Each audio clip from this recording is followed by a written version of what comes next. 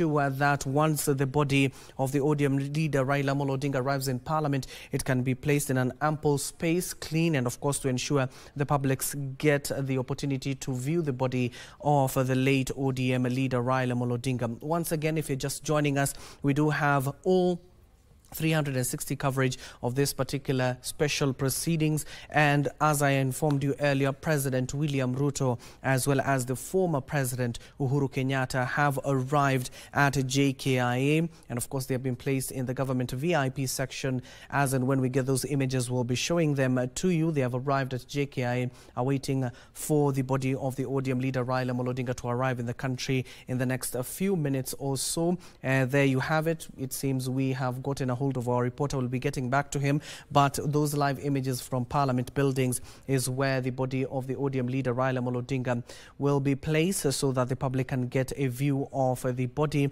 Earlier on, we also saw images of JKI, especially through the presidential pavilion, where the plane, of course, will be taken so that the body can be put on a hearse where has been prepared by the Kenya Defence Forces. It will be taken there as well. We can report the Senator of Siaya, who has currently been named as the acting party chairman, that is Odinga, is with President William Ruto and former President Uhuru Kenyatta. And those are the live images inside the presidential pavilion, where the body of ODM leader Raila Odinga will be brought. And you can see the Kenya Defence Forces, especially Kenya Army, have mounted a guard of honor. That is where the body will be passing through. Also, the Navy is present and the Air Force. Given that this is a state funeral, all the actors in the military brigade are playing their part. The hearse will be carried, of course, through the Mombasa Road all the way to Lee Funeral Home. And you've seen a number of supporters outside JKI. Also, as well, inside, there are a number of supporters there. You will see those processions. And given that this is a state funeral, the KDF will accord the members of the public, not only who have gathered outside and inside JKI, along the road of Mombasa Road, they will be going slowly to ensure the people, the great people of Kenya, can view the body of the ODM leader Raila Odinga before it is taken to Lee Funeral Home, and then after being taken to Parliament buildings for viewing. That is where the procession will start. As I've informed you, President William Ruto has already arrived. The former President Uhuru Kenyatta, Odinga, a host of legislators and government officials, as well as family members and ODM supporters, as well as officials, have arrived at JKIA, awaiting that particular plane to land to ensure that the body of the ODM leader Raila Odinga is back to where it belongs, to Kenyan soil, before taken all the way to Lee Funeral Home and Parliament buildings. And maybe let me rope in Oscar at this point before we get those images of other proceedings, that is JKI, that you're currently seeing.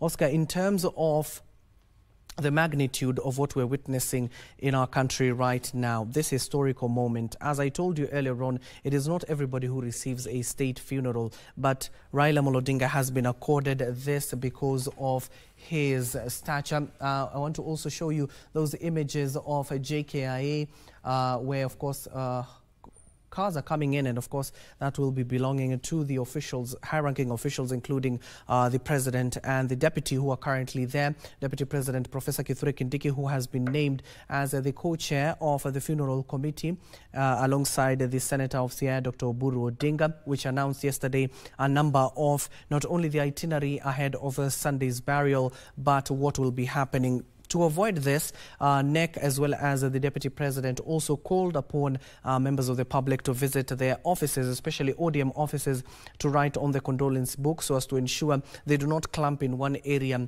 to cause a nightmare for security apparatus who are trying to ensure that these proceedings are going on smoothly. Maybe, Oscar, I want to talk to you about that particular issue in terms of Raila being accorded a state funeral, and what is the magnitude of that, not only to the great people of Nyanza, but as a country as a whole, given that this was a towering figure in East Africa and African continent. I mean, you know, there are times that there have been issues that sometimes there's an issue between Raila because he's been agitating for democracy, agitating against police state, agitating against oppressive regime and overbearing regime that has been there for all his life. And at times the state becomes too much on him. And, you know, remember he was detained for 8 years. They've been that he is the people's president, the president that Kenya never had. So according him, this is also helping to bring in political stability that we actually need. And I told you before, that the void of Raila, when I heard about his death, I was actually scared. And I'm still scared. That are we really, because he's been there anytime the country is almost falling apart. And he's always been the towering figure on all this regime. You know, his first handshake with the Grand Coalition handshake, not even the Grand Coalition, the handshake with President Moi, handshake with President Kibaki, handshake with President Uhuru Kenyatta, and the handshake with Ruto. All these times have been at times when the country is always losing it. But Raila has always stood tall. So just a good thing, just not just for Raila and for the people of Luo Nyanza, but again for stability of the political stability of this nation. And you know, death of such leaders, you know, story of, for example, that peaceful country called Libya. Immediately after the fall of Gaddafi, who was a towering figure in the Libyan state, when Gaddafi passed on, Libya has never seen any peace. Not even that one. Even the ANC, which is the longest surviving party in Africa, ANC, after the death of Nelson Mandela, they've been in fightings, and you know, Julius Malema forming another one, Zuma forming another one, and this has not built the democracy and the development that we need in South Africa. Okay. So such a leader, when he dies, it needs a very good way of dealing with it for the people, from the people who are managing the state. And I think the way it is managed, giving him a state burial, is to the status of Raila Odinga, because I told you Raila Odinga is somebody who is above life. His legacy will always remain. And I've told you one of the things that we'll always deal with, how do we implement the new constitution? Okay. And again now, we have a government that was put together between Raila Odinga and his cooperation with William Ruto for survival of this regime. Okay. And now we have the broad-based. The question is, without the leader of Raila, what is the impact of survival of the broad-based government? Yes, that is a question that I will ask you. Pose it right there. I even want to pose that question to Daktari as well. Let me take you over to my colleague Regina Manyara. Regina, what do you have on your end? Right, what you're seeing on your screens is what is happening at Jomo Kenyatta International Airport. In the next few minutes, we're going to have that particular flight make a touchdown at JKIA that is carrying the body of the late Raila Amolo Odinga there. And you can see song and dance there characterizing what JKIA looks like. On the other side, we're also seeing members of the public there who are currently just holding peaceful demonstrations, wanting to access JKIA just to receive the body of Raila Odinga. But as we deviate and move away from JKIA, just being also conscious of the time, we're expecting that particular plane to be landing at exactly 9:30. It left Mumbai as KQ-203, but it's going to be landing on Kenyan soil as RAO 001, as the national carrier KQ honors Raila Amolo Odinga there. And some statistics that are coming in on the flight tracker is that over 37,000 individuals are tracking the movement of that particular plane, or as it gets into the Kenya airspace. Now, what you're seeing on your screen is Kangoka Jaramogi. That is where the final resting place of Raila Amolo Odinga, just as his predecessors did. That is the homestead of the late Jaramogi Oginga Odinga, and is also within this particular grounds that the late Raila Amolo Odinga is going to be laid to rest. You know, this is a family burial grounds are within this particular homestead. The question is it going to be a public mausoleum? We'll be waiting for Sunday to actually find out if this is going to be so.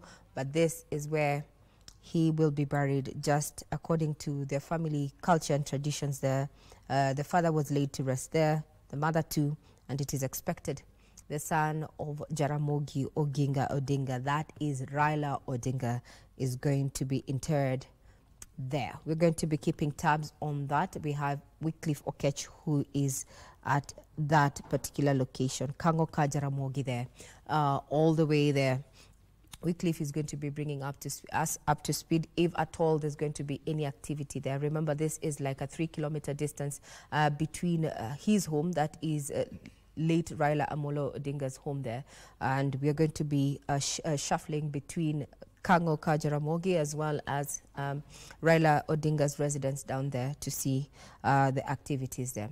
So what you're seeing on screen is what is happening at JKIA as well as Parliament. Now, what do we expect in the next few minutes from Parliament? As from yesterday, we're expecting a full day with members of Parliament from the bicameral Parliament eulogizing Raila, starting from 10 a.m. all the way to midnight to give everybody an ample time to speak.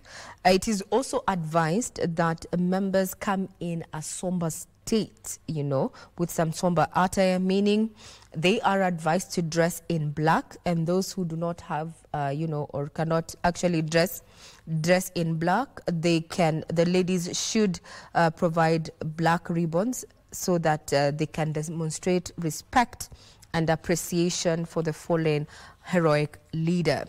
That is going to be an open debate. Those are just quote-unquote words from Speaker Moses Wetangula yesterday there, as he just alluded to what is going to be taking place at Parliament buildings today. Now, to our panelists there, I would want to know from where you sit, those who are sitting to my left and to my right. We have heard from those who have spoken there, especially the members of public and staunch supporters of Raila, urging the government to continue in the spirit of Raila Amolo Odinga.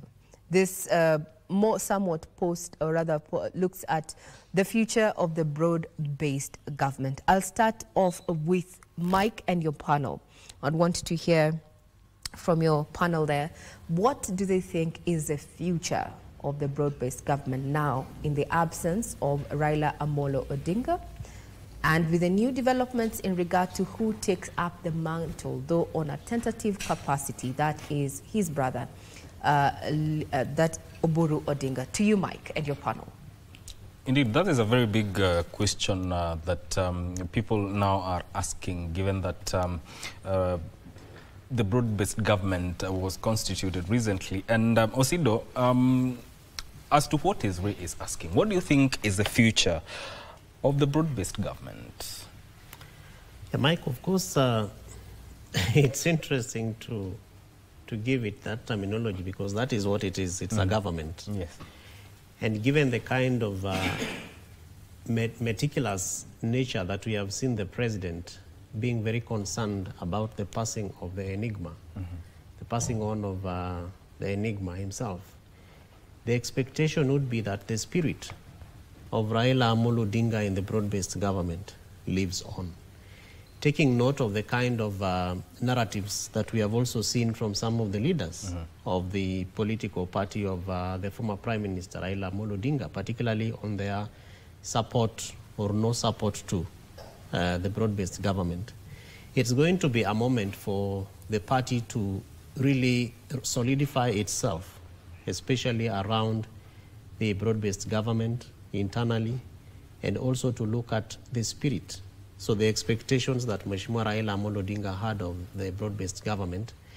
And remember that as at the point in time at KICC, when the MOU between UDA and ODM was being signed, we would assume, therefore, that there is already a pact, an agreement that, that shares the objective, the spirit, and really the mandate of both governments to be able to support the broad-based government. So at the forefront, the imagination is that those objectives are going to be met by the government, or the broad-based government as a government.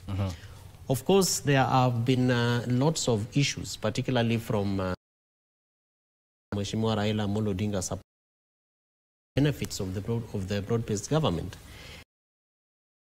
Rather relates closer to the implementation aspect of some of the promises and objectives or programs and projects and programs that have been touted out there to follow, you know, the spirit of Raila, particularly in his agreement with President William Ruto, and specifically within the wider Luo Nyanza region, and of course some other regions where the broad-based government picked some leadership, like in Mombasa, even in Turkana, among other places. So there is also, of course, that particular expectation that the programs that the government had, that the broad-based government had, to be able to implement in various parts of the country are going to be implemented. Of course, as an accountability champion, I would say, and someone who is interested in governance, there is a bit of some missteps, I would call them, in terms of what people expect. And part of those missteps are in the timings of some of the programs, the delays that have been occasioned by the implementation of these particular programs. Of course, there could be other different excuses or reasons for those kind of delays. But I think the most important point right now, especially with the demise of Agwambo, is to imagine that President William Ruto and the wider infrastructure of government, including the PS Raila Amolo, are going to be very, very particular around the spirit of Mheshimiwa Raila Amolo Odinga in the broad-based government. And probably just to bring it closer home, yesterday the president assented to a number of laws. Yes. And what I've seen some people saying is that, you know, for example, on the Cyber Misuse Act, etc., that there are certain, provisions that do not go well with what is happening on the ground. For example, that government now will be able to access people's, passwords and even bring down some of these accounts. And some of the people asking, what if Mheshimiwa Raila was alive? Would he really like to see those kind of things happening? So that, in my view, is going to be more or less the accountability angle that the broad-based government is going to be having, to be able to look at the spirit of Mheshimiwa Raila Amolo Odinga, if he was there present, and he would be probably standing to see how the implementation of the programs of broad-based government, the legislations, attendant legislations that are supposed to support that spirit of Mheshimiwa Raila Amolo Odinga. Of course, politically speaking, it is an opportunity maybe to reap, especially by the president's party, and I think they have been very clear. Arrangement of the laying off of Mheshimiwa Raila Amolo Odinga, the send-off is being accorded a state funeral. It's not a small thing. It is one of those political. Tumia mitandao ya kijamii kwa fursa. Ukipokea ujumbe wa uzushi au upotoshaji, usiusambaze. Futa, delete kabisa. Ukipokea ujumbe wenye chuki au udhalilishaji, usiusambaze. Futa, delete kabisa. Ukipokea picha mnato au jongefu zilizobadilishwa au kutengenezwa na akili unde kwa lengo la upotoshaji, usisambaze. Futa, delete kabisa. Ukipokea maudhui yenye utata au uchochezi, usisambaze. Futa, delete kabisa. Tumia mawasiliano kujiletea maendeleo. Mawasiliano ni fursa. Ujumbe huu umeletwa kwenu na Mamlaka ya Mawasiliano Tanzania, TCRA. Government I think is one of those big wins that the president has. And as I finish, I think as we talk about winners, they're also going to be losers. And so the people who are used to being, hand-lifted, where Mheshimiwa Raila Amolo Odinga will come and say, David Alulu, Tosha. I think if the broad-based government is keen to also identify those kind of people and to support them effectively, then that spirit of raising hands and lifting people and, touting them as the best among equals, I think would really give some positive anchorage to the broad-based government. But again, as I said, that has to really relate to Vitu kwa ground, because we can see them at this very high level space, but how the voters see them, the expectation of the common mwananchi. I think because we are talking about the life and times of Mheshimiwa Raila Amolo Odinga, we have to go back and ask ourselves, what would Raila Amolo Odinga, Tinga, do if he were there with us? Indeed. Alulu, on the same question, and giving in matters of the future of the broad-based government and the objectives of the same, and even roping in, as Osido has said, matters of accountability. What do you think is the future of the broad-based government? I think from the look of things, even from the press that just came in from the ODM neck, yes, it will tell you there is still a desire to keep broad-based working. We know in the recent past, we've seen Honorable Oburu Odinga being more of the hardcore supporter of the broad-based government. During some times back when some quarters in ODM were very noisy and upbeat against the handshake, he came up and actually was speaking in the loudest voice in support of broad-based. You remember there is an incident that happened sometimes back, I think in Nyanza, I don't know if it was Siaya or Homa Bay, when Senator Orengo seemed like not very supportive of broad-based. And Oburu Odinga came out guns blazing and say, you know, you have to support broad-based government. This is where we are. This is where Baba has directed us. And so having Oburu Odinga come in to sit in for Raila, that tells you there is still that desire to execute, the agenda and the plan, because eventually we must have something happening to keep the broad-based government going. That is one. Number two, from the government side, like Osido says, even for the government to give all the honors that have been given to Honorable Raila Odinga, it means from the government side there is still the desire to keep the broad-based going.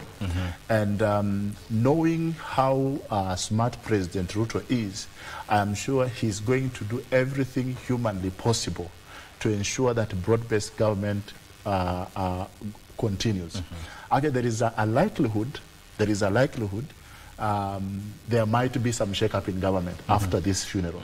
You might see some new figures coming in just to make sure that he holds the grip onto the ODM fraternity so that they don't feel left out because of the departure of Raila Odinga. And so I don't feel like broad-based is threatened. If anything, from what is going on right now, there is a serious possibility that it is going to now make sure that the team works more together. Of course, there are going to be some voices of dissent. We've seen that even while Baba was around. We've seen the SG for ODM shouting the loudest against this. But, you know, this will not stop the agenda to progress, because like Osido says, before the broad-based was formed, there was some sort of agreements that were signed, and from all indications, President Ruto has indicated that he wishes to honor the agreement. You know, everything he has done, even the level of support he has been giving, it shows you that he has a desire to keep the broad-based government and the team from the other side within the government. So every time there is a sign or an indication of discontent, you will see him going out to making sure that he seals that. He has always given Raila Odinga a red carpet since the broad-based came in. And you see he has extended that even to giving the former Prime Minister the state honor by giving him the presidential state honors. But by that, it means the man is very keen, very, very keen. And so I'm looking at a very interesting future. I want to differ a little bit with my brother Oscar when he says he's very worried Kenya might fall into a wrong direction. I don't think the passing of Raila Odinga is going to affect Kenya negatively. From the look of things, actually, there is every reason for Kenya to stay united, because since he passed to this very moment, you can, from the tone, from the indications of everything, it tells you the nation is united around this. There might be a few concerns of a few things here and there, but I think from everybody else, including myself, me, I've never supported Honorable Raila Odinga. But then at this particular time, I took moments since yesterday to reflect on some of the things we can take home from the life of Raila Odinga. And you realize, just like I said, Raila Odinga's life is something for everyone to try and emulate, to try and honor, to try and pursue. That is my thinking. Yes, let me just cut you short. there to just draw your attention to what is happening on the screens at the moment is that RAW 001, the plane that has been mostly tracked from yesterday all the way to this morning. Looking at statistics, we're looking at around 37,000 individuals who've been tracking the movement of that particular flight, has already touched down at the Jomo Kenyatta International Airport. On board, we have family members to the late Raila Odinga, as well as government officials who have accompanied Mama Ida, who's on board, to just bring back the body of the late Raila Amolo Odinga. So we have a mixture of cabinet secretary as well as principal secretaries there on board, including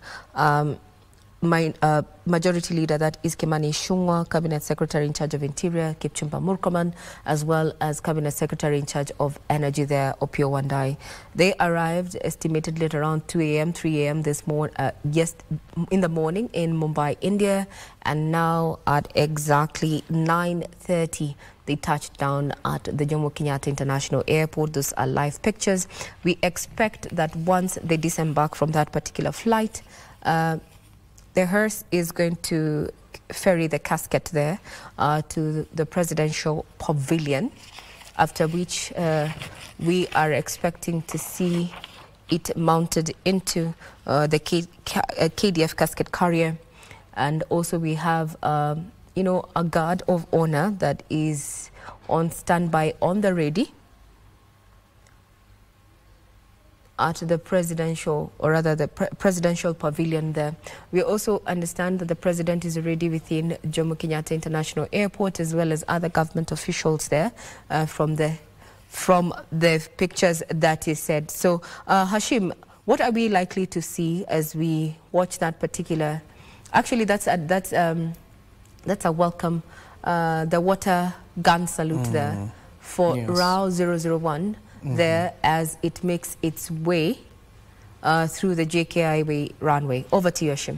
Indeed, Ray, you can see, of course, the composure as well as the salute they are giving him, especially given that you clearly alluded that Kenya Airways will be doing this to ensure that they celebrate the man, the myth, and now the legend that is Raila Amolo Odinga. He has arrived in the country. There you have it. That is the plane all the way from Mumbai, India to Kenya, landed at Jomo Kenyatta International Airport already. The people not only have congregated there, President William Ruto, as well as the former head of state, that is Uhuru Muigai Kenyatta, Oburu Odinga, the senator who has currently been named as the acting chairman of ODM, or rather the party leader of ODM. You can see it now. There is that particular flight carrying the body of the ODM leader Raila Amolo Odinga. Of course, aboard that particular flight, Regina has talked to some of the leaders who are inside it, who went to collect the body of Raila Amolo Odinga, including delegation being led by the Prime Cabinet Secretary Musalia Mudavadi, the Majority Leader Kimani Ichung'wah, ODM officials, including the SG of the party, that is Edwin Sifuna, is also the Nairobi Senator. Cabinet secretaries, including our very own ICT Cabinet Secretary, that is William Kabogo, as well as CS Opiyo Wandayi. Those are some of the leaders who went to collect the body of the ODM leader Raila Amolo Odinga and are currently landed. Those are live images from Jomo Kenyatta International Airport, the presidential pavilion. You can see the KDF already mounted a guard of honor. The plane is turning to where KDF has currently situated itself, given that it is a state funeral. It will be receiving a guard of honor from the Kenya Army, as well as the Navy and Air Force are currently on standby before it is placed on that particular hearse. And currently the procession will be starting from Jomo Kenyatta International Airport all the way to Lee Funeral Home. We also have those live images from Lee Funeral Home. We'll be sharing them with you. This is a remarkable moment in our country. And of course, earlier on you've heard from our panelists describing Raila Amolo Odinga as a towering political figure, many asking who will fill that particular shoe, given that it is a bigger shoe not only on the political circles. Many revered him as a father of this nation, as well as the East African community and the African continent as a whole has lost a leader. You do remember the support he got overwhelmingly when he was seeking the AUC chairmanship seat, how presidents talked about him and how he was revered, especially when he even had a role within AU itself, the African Union, in terms of ensuring that there is amicable tarmacking of roads across the African continent and to boost trade within the African continent. That time he was asking, why should we need passports to crisscross the continent? We should be crisscrossing the continent freely, given that we are Africans at the end of the day, to ensure that the continent economic ventures are achieved. There you have it. You can see now the body will be, of course, taken out of the plane itself, and then through that particular guard of honor mounted by KDF, it will be passing through there, given that it is a state funeral. It will receive all the accolades from the Kenya Defence Forces as well as other security operators who are currently there. You can see they're preparing to bring out the body of the ODM leader Raila Odinga. You can see the number of people, not only the supporters, you can see even JKIA officials who have congregated outside their offices normally where they will be operating to see. They're the ones who are wearing reflectors. Those are JKIA officials who are currently witnessing this historical moment. Maybe Daktari, take us through what we're witnessing now. It is, and I want to put this in some very interesting perspective. What we're seeing here, it's historical. Remember, Raila Odinga has died at age 80. Raila Odinga made a name by working against the establishment to bring about certain freedoms that at least we enjoy today. And one of the things that Raila had wanted to actually also achieve in his lifetime was to become the head of state, where he would be accorded the honors he's being accorded now.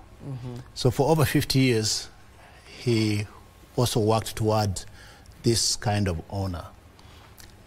He never achieved it in life, but he's achieved it in death. Something also very controversial that we still remember is that the 82 coup, where the military thought and in their systems and records that Raila was blacklisted. But then today, we are sitting here witnessing a very interesting scenario. A scenario where it is the military that is receiving the body of Raila Odinga. And I think that in my view, that is an achievement. It's an achievement because of the 50 years that he invested in the transformation of this country politically, in the context of governance. And this is something that I appreciate the government of Kenya for having done, because there are, even all of us sitting here in this panel, are in a way beneficiaries of this particular gentleman who we are seeing today being honored, given full honors,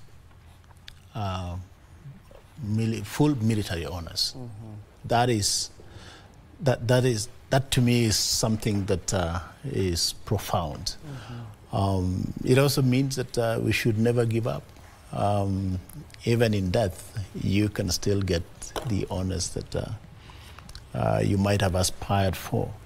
But Raila gave his life to this country and suffered for this country. And it is just befitting that we would see what we are seeing now, captured in all the Kenyan colors. And I think that even the thought of having Kenya Airways aircraft carry his remains, basically continues to affirm the kind of unity we actually also need in this country. But even as that also happens, this also is something that I think as historians will be captured in the books of history for this country and also for this continent. But this is an amazing moment. It's a sobering moment, and actually, as a practitioner in the industry of communications and IT, I want to congratulate KBC for being able to actually capture a moment like this and bring it to the people, because there are a lot of us today that are basically just watching from different quarters, not necessarily physically there, but you can see.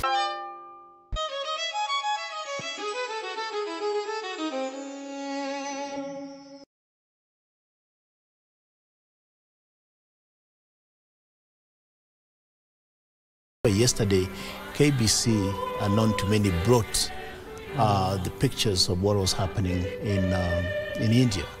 That is something that we also continue to appreciate.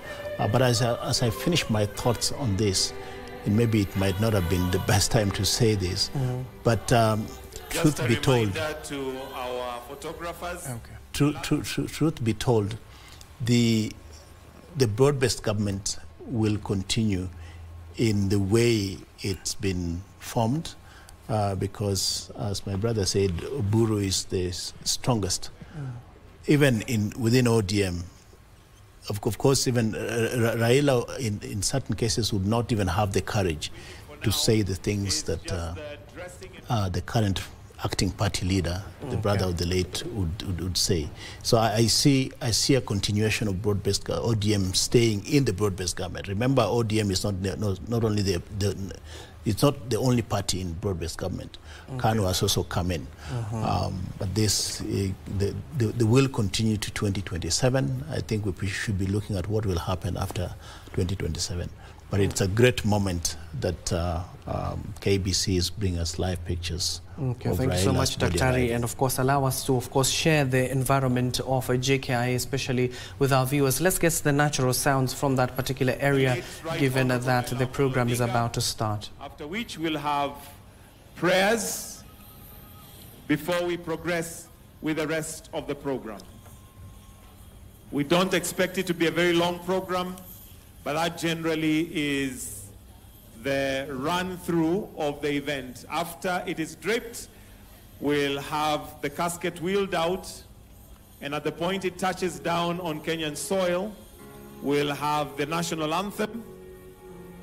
It then will be wheeled past the parade, where we'll also have the anthem again, together, well, the two anthems, the Kenyan anthem, the East African anthem, after which we'll have a prayer.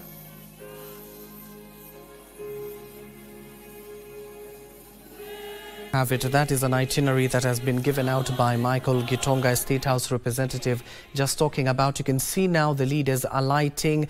Once we get those images, the leaders are already alighting the flight itself. That is the Cabinet Secretary Ali Hassan Joho. Edwin Sifuna is already coming out. We can see those leaders that we mentioned to you earlier, including with Regina, who are coming out of that particular aircraft, being led by the Prime Cabinet Secretary, following a proclamation made yesterday by President William Ruto. Already President William Ruto, as well as the former head of state Uhuru Muigai Kenyatta, are currently at JKIA. You've just heard from Michael Gitonga talking about once that particular casket is out, the itinerary will be, as we told you a little bit earlier on, the national anthem will be played as and when that casket touches down to Kenyan soil, to just signify that Baba is back home, as well as will be taken through the parade that has been set up, a guard of honor that has been set up by the Kenya Defence Forces, and then a prayer. It will be a short ceremony, as Michael Gitonga has told you. After that particular session, You'll see the procession being taken slowly all the way through Mombasa Road, snaking its way through the Central Business District and all the way to the Lee Funeral Home. You can see KDF already at that particular aircraft, ensuring that the casket is safe so that they can bring it out. You can see the leaders who were in that particular aircraft already alighted. You can see Edwin Sifuna, the Majority Leader Kimani Ichung'wah, and a host of other leaders who are in that particular aircraft. KDF have taken over. We've been seeing the CDF General himself, that is Kahariri, who's currently there. The Vice CDF as well is also present, and a host of generals from the Kenya Defence Forces who are overseeing this particular exercise, given that it is a state funeral. And to many people might think, why all these people congregated there, especially wearing reflectors? Those are JKI workers who want to see this historical moment.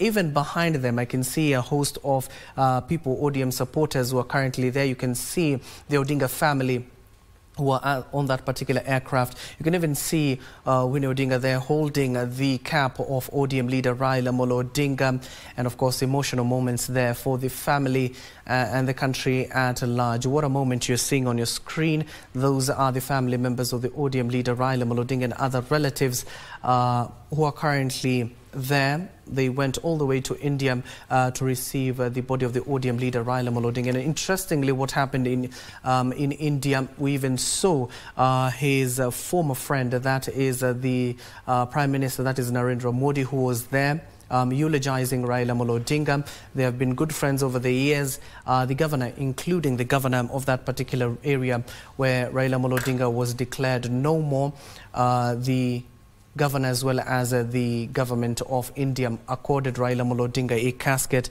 and of course they paid their last respect to the ODM leader Raila Odinga.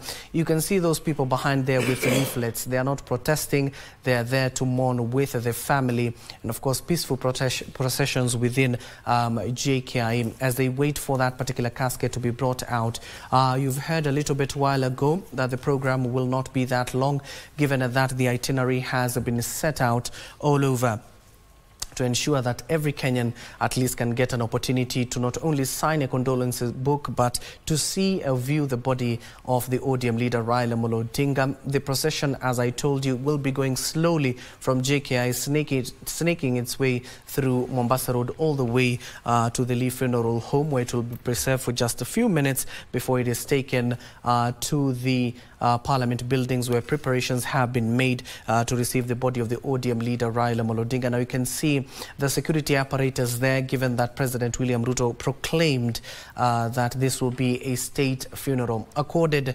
to former heads of state, but this is an unprecedented moment where the former ODM leader Raila Odinga is receiving honors similar to those of former heads of state. And of course they're about to bring out the casket. As and when it comes out, people will be asked to keep quiet so that the national anthem can reverberate across the JKI fields. You do remember how the ODM leader Raila Odinga talked about the revamping of JKI, especially supporting the Adani deal that collapsed. Raila Odinga was talking about how that could be crucial for the revamping of the JKI, given that the numerous issues that has faced the airport itself. But right now the ODM leader Raila Odinga's body is about to be brought out. As and when it is brought out, you'll be seeing those images, will give you the sounds, the feel of that particular area. The family is present.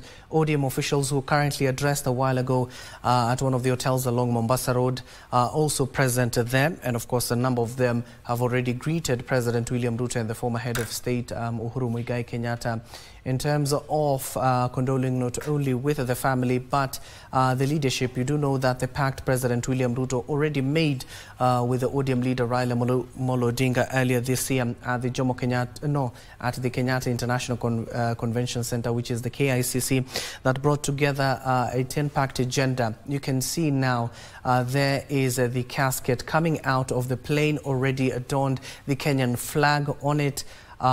We were informed that as and when it touches the ground, the national anthem of this country will reverberate across JKI.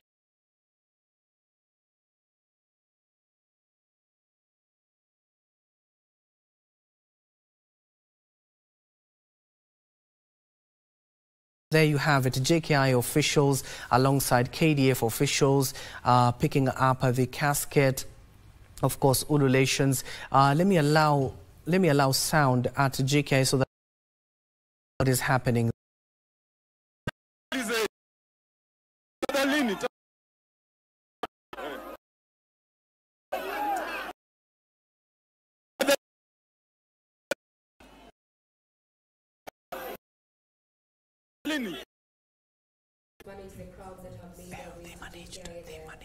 There's been a call by the co-chair of the barrier committee, that is a brother to the late Raila Amolo Odinga, that is Oburu Odinga, and who is currently the interim party leader of ODM, for just Baba's supporters or Raila's supporters and mourners to maintain calm. What you're seeing right now is our camera persons just trying to give us, what you're seeing on your screen currently is the Lee Funeral Home. We expect that once a casket is loaded into the hearse, and also just having the KDF casket carrier snake its way through Mombasa Road to Langata Road, through the Raila Odinga Highway, all the way to the Lee Funeral Home, that this is where it's going to be received for preparations. Remember, from noon, members of the public will be allowed to view the body. That is going to be 5 p.m. today there, and those who are going to be there, including government officials, have been asked to remain somber. Now, what you're seeing this from Lee Funeral Home, yes, now we are back to JKIA. It seems that the security apparatus are really struggling to just maintain order. And once we get those steady shots, we will be getting back to JKIA. Remember, the government there, the late Raila Odinga, is going to be accorded a state reception at the JKIA, led by none other than President William Ruto. Once we get those steady shots and the security, just manages the crowds that have already forced their way to the Jomo Kenyatta International Airport, we will be taking you back there. But what you're seeing right now is security apparatus on the ready at the Lee Funeral Home. We also have our reporter Timothy Kipnusu on ground, and he's going to be bringing us up to speed with what is going to be happening, taking place there at the Lee Funeral Home. Now, to just take you back, is that the body is going to be received at the Lee Funeral Home, prepared for public viewing. That is going to be happening at the Parliament buildings from noon to 5, all the way to 5 p.m. And while this is happening, members of the bicameral Parliament are going to be holding special sittings from 10 a.m. all the way to for them to eulogize a man who has been termed as a... And talking about Kenya, that Raila Amolo Odinga has played over the year at this service. He's been termed as an enigma and a political genius, so to speak, with questions abound on what the government there. We'll be keenly waiting to hear what President William Ruto is going to be saying in the coming days in regard to this. In 2024, Raila Amolo Odinga came in very strongly, to just unite Kenyans at a time when we had the anti-government protests there led by the Gen Z. And coming together of Raila Odinga as well as President William Ruto to quell, or rather just try and rein in on the political stability. And there's been calls to just broad-based. Mike Megu on the side to just what we have just seen there. Maybe what is going through a majority of number of people to the Jomo Kenyatta. It loved Raila Amolo Odinga. Just the overhaul, such this is not a president, but a former premier who is being to witness deliver a state reception there, led by none other than President William Ruto. Over to you, Mike Medway. It's a sign of outpouring love that Kenyans have for Raila Odinga. Remember, there's a person who they have known for a long time. Political space are And the fact that people have come out to just receive body as it comes back to the country of him. And also, you know, the president said yesterday is that Odinga is a once in a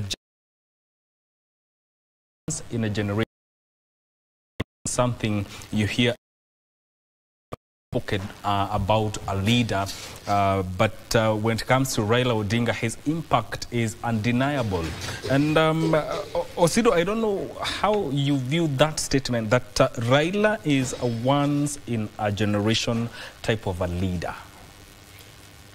That's very correct, and is largely because Mheshimiwa Raila Amolo Odinga is a gentleman that you cannot compare with anyone. Mm-hmm. And as Dr. Matunga said, you know, you die at 80, but for 50 years of your 80 years of life, mm-hmm.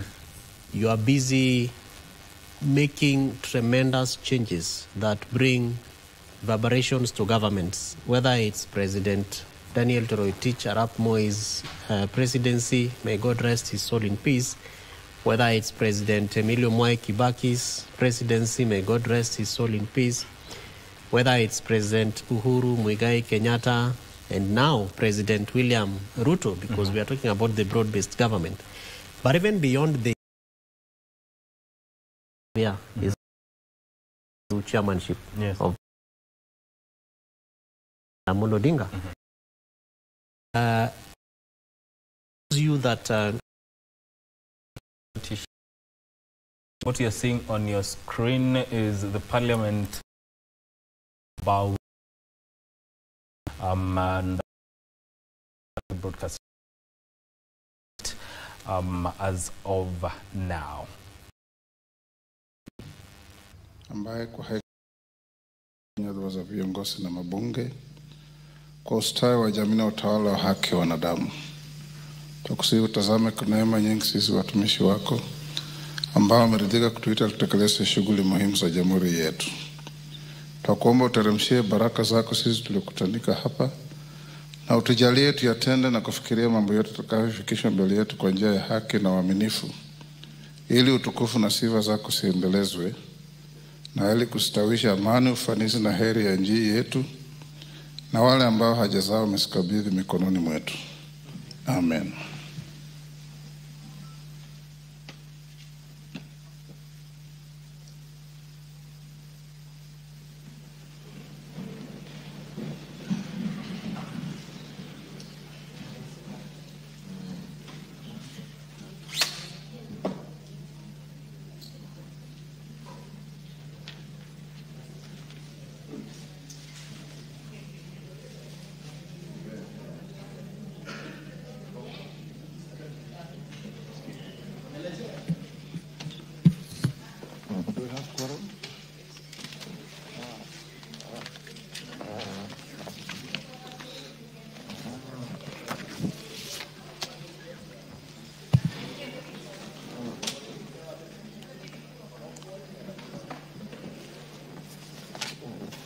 Honorable Wario, you are not in the...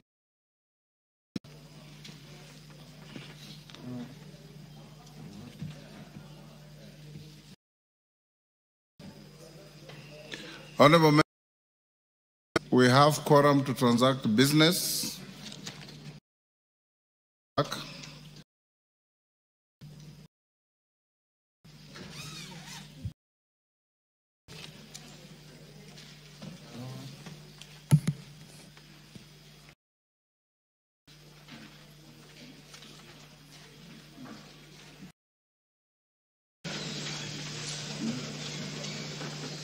You're sinking.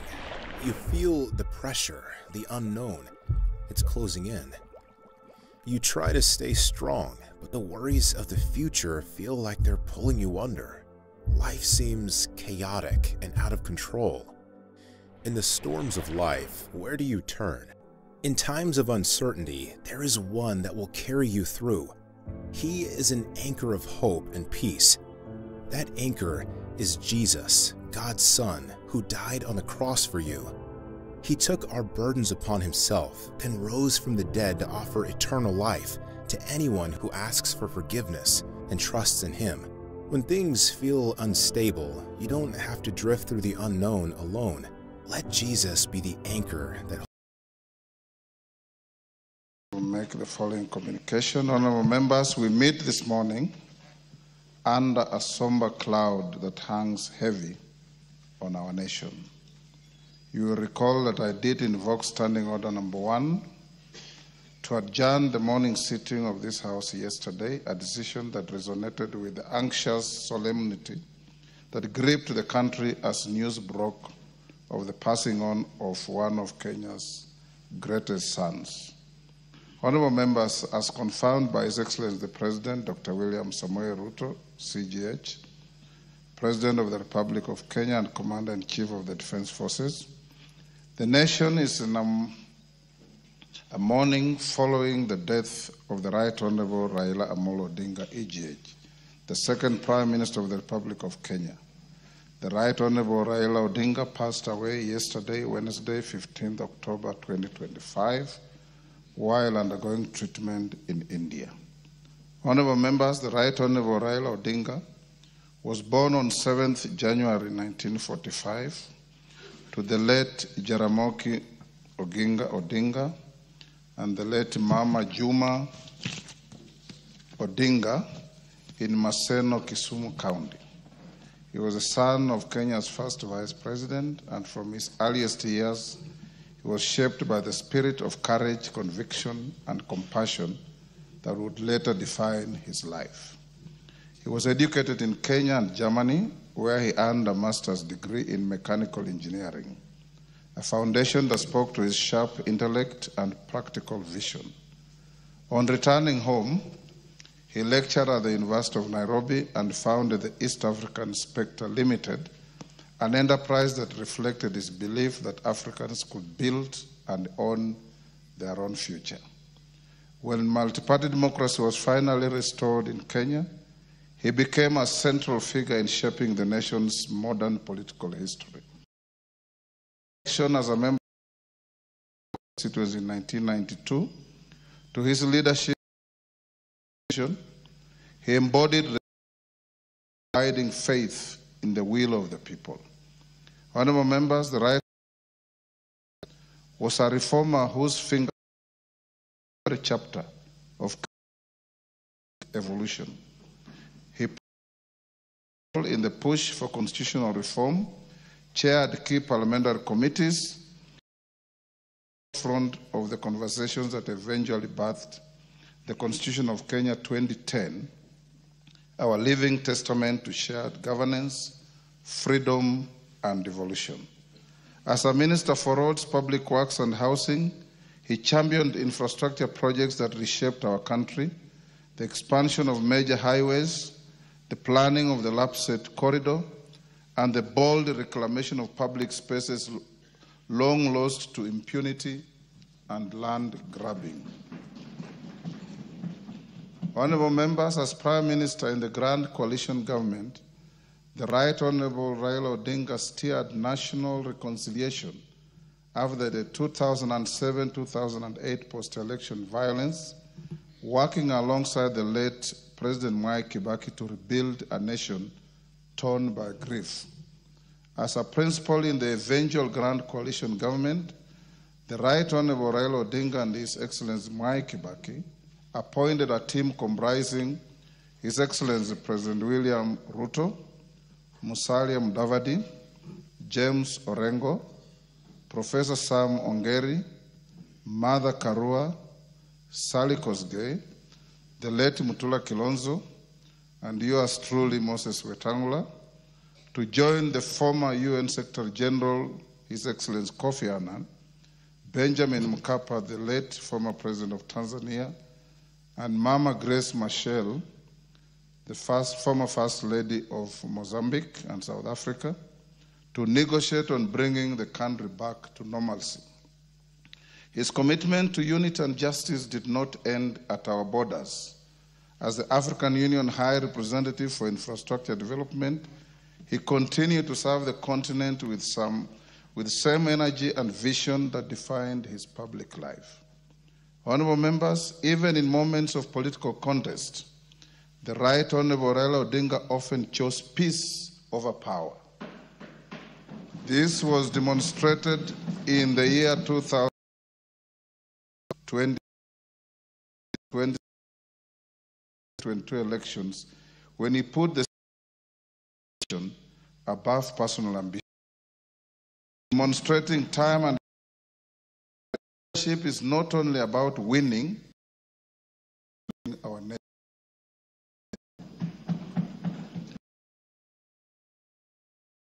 To millions, Baba, Tinga, and to name but a few. He walked with mighty, and he inspired courage and carried with him that Kenya than her past. Honorable, we remember writer man, the fire, struggle behind the. He was a life that reminded us that compassion can go on and so much that statesman was at. And therefore, Honorable the National Assembly Commission, and indeed on my own behalf, to the family of Right Honorable Raila, specifically Mama Ida, Rosemary, Junior, and Senator Dr. Obama, and Honorable Ruth Odinga Busia, to his friends and to all Kenyans who mourn this father of the nation. Honorable members, members wishing to pay their respects may do so in the course of the day today. In the meantime, you approved an exceptional motion co-sponsored by the leaders of the majority party and the minority party to enable this House record its tributes to our departed former Prime Minister. In line with the presidential proclamation that the Right Honorable Raila Odinga has be accorded a state funeral, necessary arrangements have been put in place to ensure that this will be done in a manner befitting his stature. As a matter of fact, His Excellency the President, in consultation with the family, has set up a planning committee headed by His Excellency the Deputy President and Senator Dr. Oburu Oginga to coordinate all necessary arrangements. The committee will keep the country updated as appropriate. Honorable members, later in the day, the body which has already touched down at JKIA will be brought to Parliament to lie in state from noon until 5.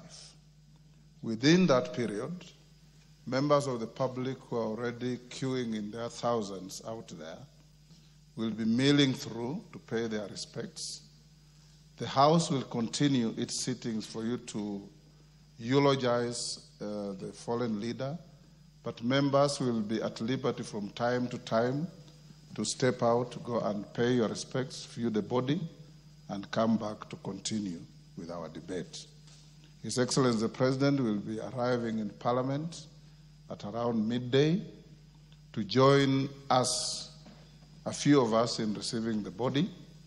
The House will continue until we break for lunch, resume at 2:30, and debate until midnight or until the last member who wishes to speak speaks, whichever comes earlier. We will, in the course of the day, be advising you as we go along. We'll have many visitors within Parliament, be good hosts. There'll be cabinet members, there'll be military and service commanders, there'll be diplomats coming to Parliament to pay their respects and play as you always play, as good hosts. Equally important, tomorrow there will be a state funeral conducted at Nyayo Stadium. I've instructed the clerk and the protocol to ensure enough to get seats so that you can morning team. After, the body will be taken to Kisumu, numbering about 6, requested to be assisted. I've instructed the clerk to do so. Want to do so with the office of the clerk. You will be taken for the funeral on Sunday and be brought back. Those who want to come back on their own, you are free to do so that we can be part of this process. The Honorable Raila, if you were not close to him, was a man who begrudged nobody, was a man who stood head and shoulders above the clouds of politics, was a man who interacted with everybody. You are truly here, and those of you who love football, always sat together with the Honorable Raila watching Arsenal, which was our team, and a team that he loved so much. When Arsenal was playing, Honorable Raila would not talk to anybody until the match is over. He will pay military attention to the game, and he would count all the players up to the subs. Arsenal was in his blood like it is in mine. And I'm told Jacko Wamboka has also Arsenal in his blood. So we have lost a great man.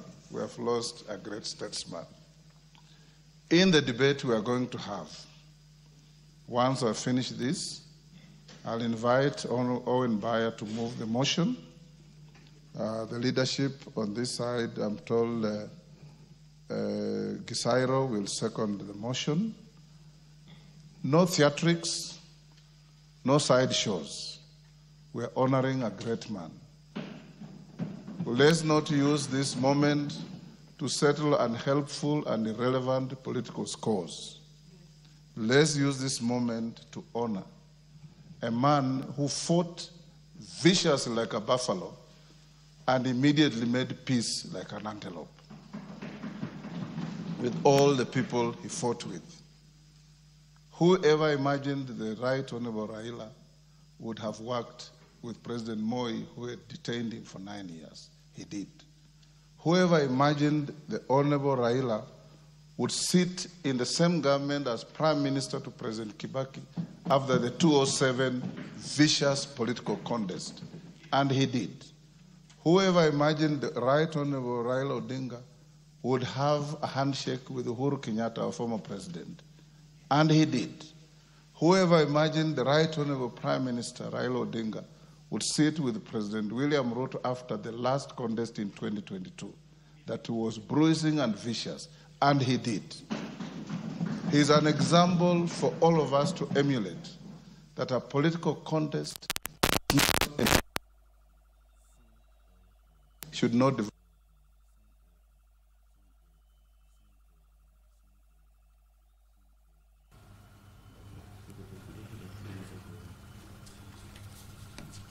Well, of course, those are live images from the Parliament, and of course the Speaker is currently speaking. Let's go back there.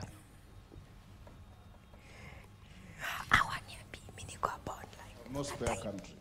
We have only one Kenya, and everybody has a duty, a patriotic duty, to contribute to the well-being of our nation. You will find Honorable Raila in Burma taking porridge with the ordinary people. You would find Honorable Raila in the Hilton eating caviar with the mighty. That was the great man he was. And I encourage you, young politicians, emulate this and our country will go places.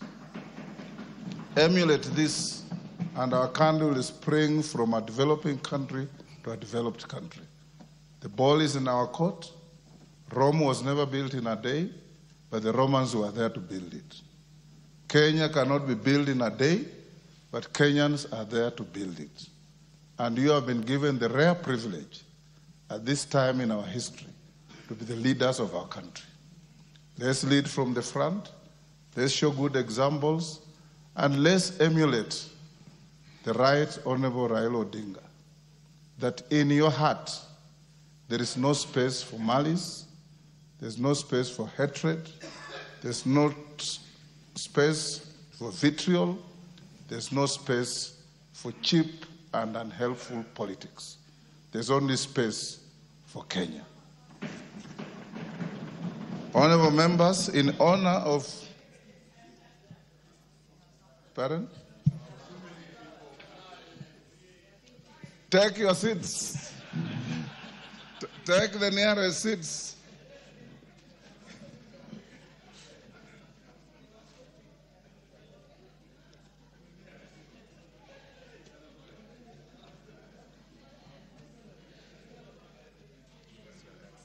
Yeah?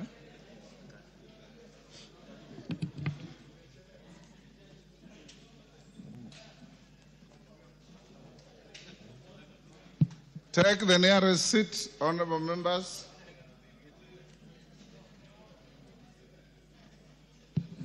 Honorable Soro, you are missing in action. Yes, I was telling everybody, all members, that let's be each other's keeper. Let's love each other. Let's love our people. Bob Marley said, know people, feel people, love people. That is what makes society. Know people, feel people, love people. That is the great Bob Marley. And that is the Kenya we want. As I finish, honorable members, in honor of his selfless service and immense contribution to the Republic, I once again request that we all rise and observe a moment of silence in memory of the late Raila Amolo Odinga, the enigma of Kenyan politics, a visionary leader, and a true son of our land.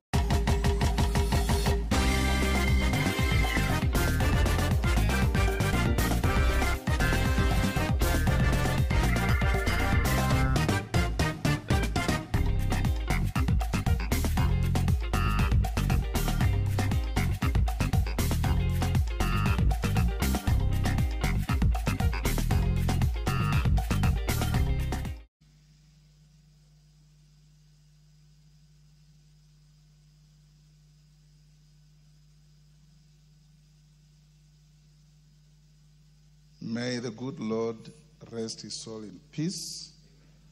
Honorable Raila Amolo Odinga is dead. Long live. Thank you.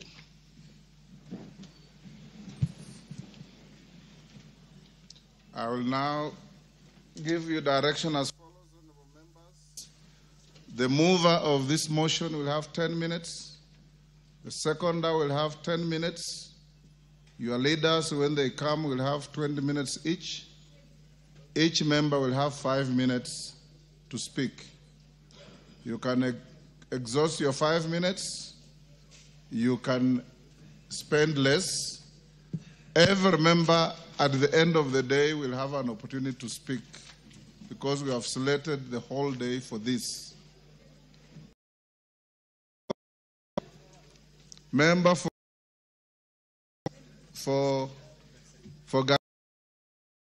we agreed to some dress code for today. You are the order. You are the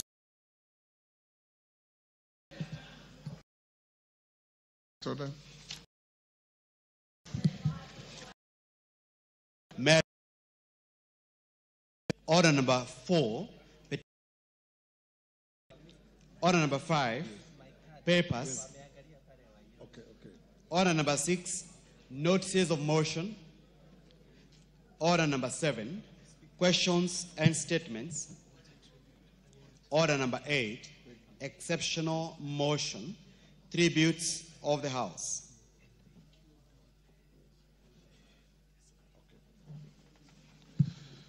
Thank you. Owen Bayer, you have 10 minutes to move the motion. Okay. Thank you very much, Honorable Speaker. Honorable Speaker, I beg to move that following the presidential proclamation issued on 15th October 2025 regarding the passing on of the Right Honorable Raila Amolo Odinga, EGH, the former Prime Minister of the Republic of Kenya, and pursuant to the provisions of Standing Order 259D1, the tributes of this House be recorded in honor of the late former Prime Minister's contribution in this House, his selfless service to the Republic and the continent of Africa, and for his role in promoting democracy, peace, and stability in the region. Speaker, and on my own family and the people of Kilifi North constituency, and indeed of this House, convey our deepest and most heartfelt condolences to the family of the late Right Honorable Raila Amolo Odinga following his demise. Honorable Speaker, in mourning the great Right Honorable Raila Odinga, I want to paraphrase the words of John Quincy Adams, the 6th President of the United States of America, and say this: Raila Odinga's actions inspired this nation to do more, to be more, to learn more, and to become more. Honorable Speaker, the Honorable Raila Amolo Odinga was a leader for all Kenyans, even those who did not believe in him. He was a warrior for Kenya. He was our Mandela. Honorable Speaker, you may recall when Mandela was released from prison, he shook hands with his jailers and served in the same government with his jailers. It's the same spirit with which the Honorable Raila Odinga took every time there was a contest, a fierce contest in this country. But every time, those who ridiculed him, those who said words about him, but every time we ended an election, Honorable Speaker, the Honorable Raila Amolo Odinga sat with the same people and steered this country towards the next level. And that was the man, Raila Amolo Odinga. Raila personified liberation, justice, and the rule of law, epitomized by the coming into force of the new constitution, and that he believed in constitutionality because that's what he thought and believed that this country should be governed on the principles of constitutionalism. In all these warrior accolades, Honorable Speaker, he remained charismatic, approachable, inclusive, mortal, and a remarkable family man, Honorable Speaker. If you had a chat with the Honorable Raila Odinga for as many hours as you will, but in his talk, he will always speak about his family, highly about his family, and say that he's a man, that he is who he was because his family stood by him. Honorable Speaker, the Honorable Raila Amolo Odinga had a higher purpose for his life. And in that trait, Honorable Speaker, that higher purpose for his life, he picked very many people here from nowhere, Honorable Speaker, and created leaders out of them, Honorable Speaker. A lot of the members of parliament that sit here today, and even former members, Honorable Speaker, owe it to Raila Amolo Odinga that they are here, Honorable Speaker. And that is something we cannot take away from him. Yours truly here, Honorable Speaker. Raila Odinga picked me from my university lecture room.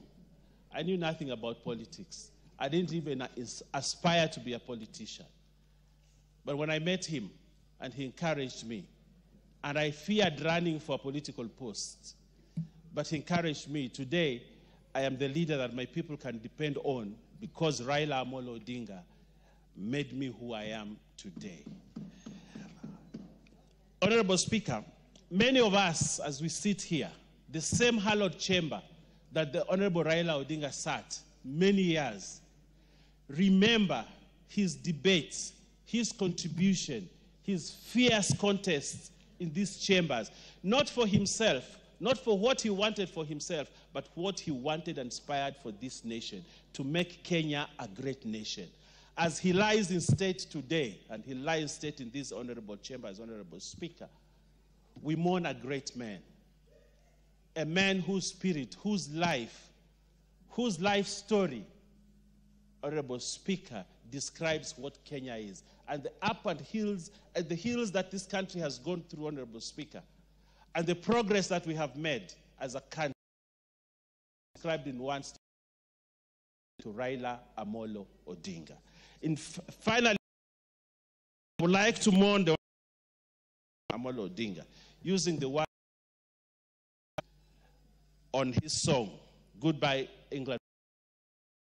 Goodbye Kenyan Rose. Our hearts, you are the grace that placed torn apart country, and you whispered to those in pain, now you belong to heaven, and the stars spell out your name. And it seems to me you lived your life like a candle in the wind, never fading with the sunset, when the rain set in, and your footsteps will always fall here. Along Kenya's greenest hills, your candles burned out long before your legend ever will. I thank you, Honorable Speaker, and ask the Honorable Gesairo to second. Gesairo. Thank you, Honorable Speaker. Honorable Speaker, today we sit here mourning the loss of the father of the second liberation, a man who fought for the Constitution that we have today, the freedoms that we enjoy today, the freedom of speech, freedom of expression that we have today, carries the name of the Right Honorable Raila Amolo Odinga. Honorable Speaker, Raila Amolo Odinga was a man of courage, a man who spoke for what he believed, who walked the talk, and ensured that he gave the rest of the country that there is a better Kenya that is coming. Honorable Speaker, Raila Amolo Odinga was a man who spoke without speaking, a man who led without uttering a word. He was truly an enigma. He always re-emerged when everyone thought that he was down, when everyone thought that he had been vanquished. Baba had a way of coming back. Have you read a poem by Art Garfunkel, Silence? Not yet, Honorable Speaker.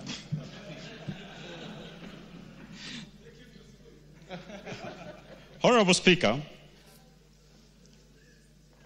Raila Amolo Odinga believed in constitutionalism, doing what is right. He believed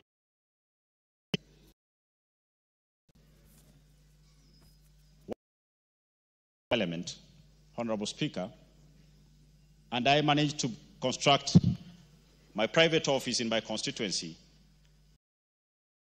to commission it. Honorable Speaker, the Right Honorable did agree and honored me. He did come with Mama. That day, I got a Raila. He is a man who had the history of this country at his fingertips. As I sat with him in his car, as we drove from where he landed in Mocheno in Kitutu Masaba to Keroka, down Keumbu to Kisii town, the people who came just to have us look at a man who had not even invited them just told me the story of the man, why everybody was touched by him. People loved him. And this country today has lost a person millions of Kenyans, and Kenya as a whole, believed in. A person who spoke, who was their voice, and who fought for them when they felt like they had lost hope.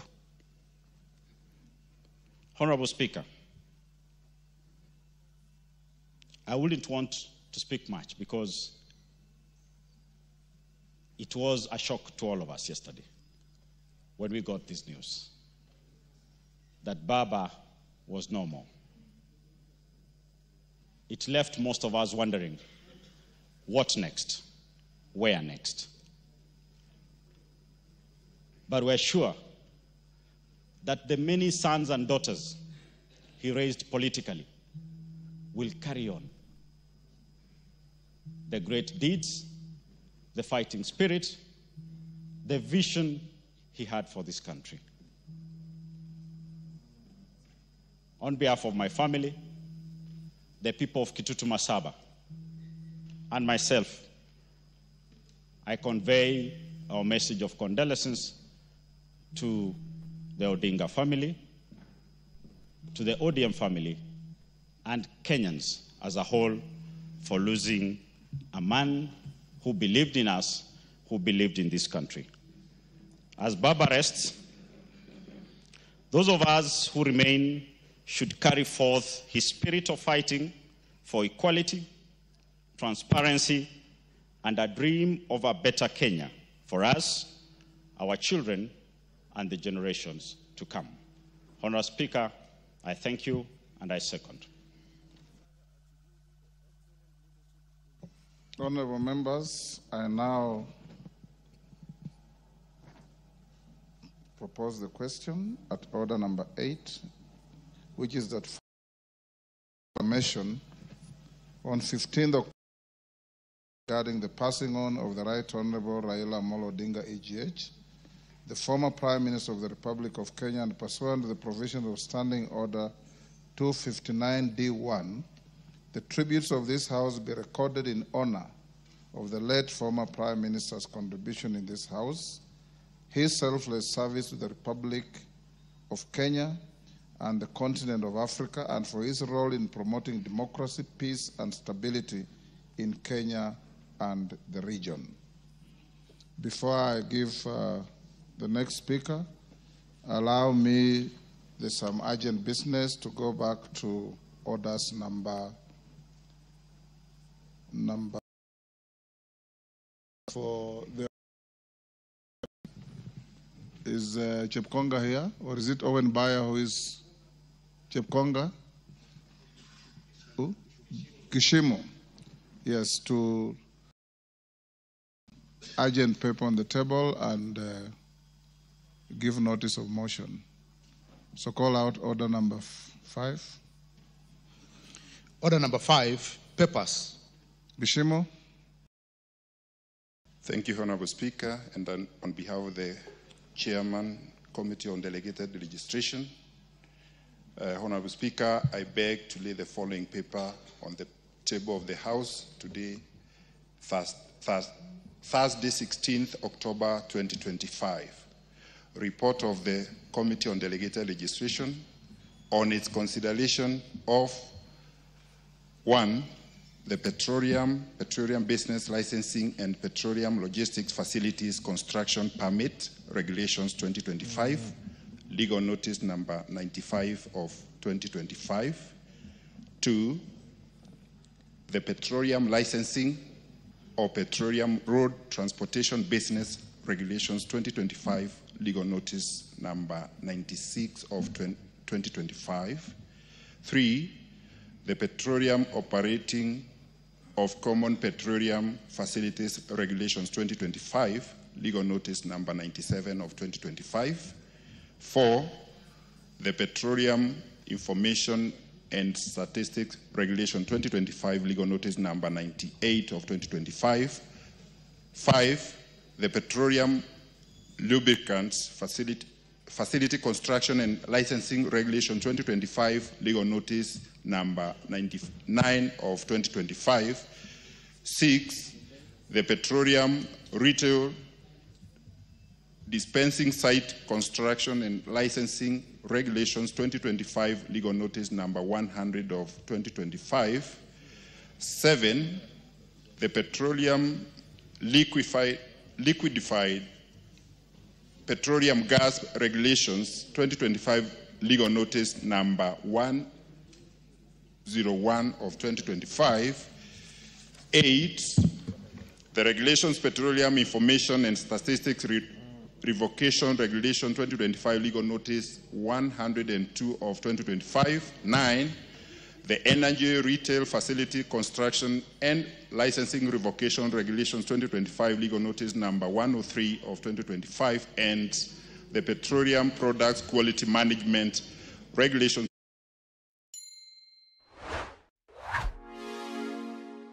Did you know that the IP addresses powering your business don't truly belong to you? The very backbone of the digital world is controlled by regional internet registries, not the businesses relying on them. These registries, with their policies, decide who gets IPs and who can lose them. Imagine the risk your business could be taken offline, just like that. That's why at NRS, we believe IP addresses should belong to the businesses using them. We're here to give you back control, ensuring your online presence is secure and your future is in your hands. Join NRS and protect the future of your business. Take control of your IP. Take control of your digital future. Visit nrs.help today. Own your IP. Own your future. And Petroleum Logistics Facility Construction Permit Regulations, Legal Notice number 95 of 2025. 2, the Petroleum Licensing and Petroleum Road Transport Business Regulations, Legal Notice number 96 of 2025. 3, the Petroleum Operating Common Petroleum Facilities Regulations, Legal Notice number 97 of 2025. 4, the Petroleum Information and Statistics Regulations, Legal Notice number 98 of 2025. 5, the Petroleum Lubricants Facilities Construction and Licensing Regulations, Legal Notice number 99 of 2025. 6, the Petroleum Retail Dispensing Site Construction and Licensing Regulations, Legal Notice number 100 of 2025. 7, the Petroleum Liquefied Petroleum Gas Regulations, Legal Notice number 101 of 2025. 8, the Energy Petroleum Information and Statistics Revocation Regulations, Legal Notice number 102 of 2025. 9, the Energy Retail Facility Construction and Licensing Revocation Regulations, Legal Notice number 103 of 2025. And 10, the Petroleum Products Quality Management Regulations, Legal Notice number 104 of 2025. Thank you, Honorable Speaker. Thank you. We now go back to the motion. Harold Kipchumba. Yes, Kahangara. Kipchumba, hold. Yes, Kahangara.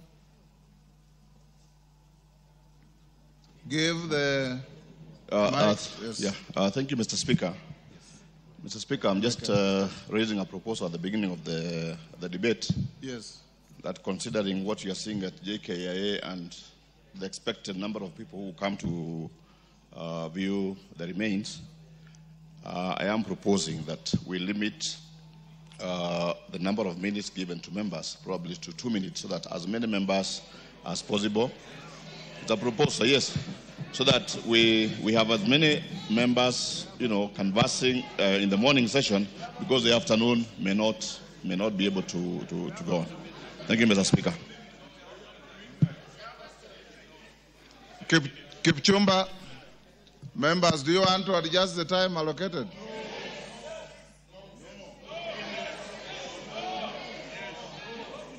Order. Order.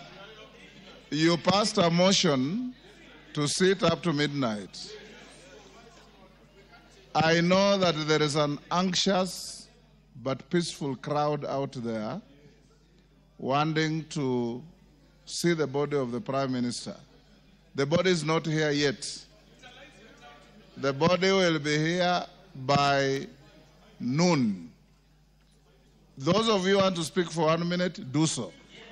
Those of you who want to speak for 2 minutes, do so. Kipchumba.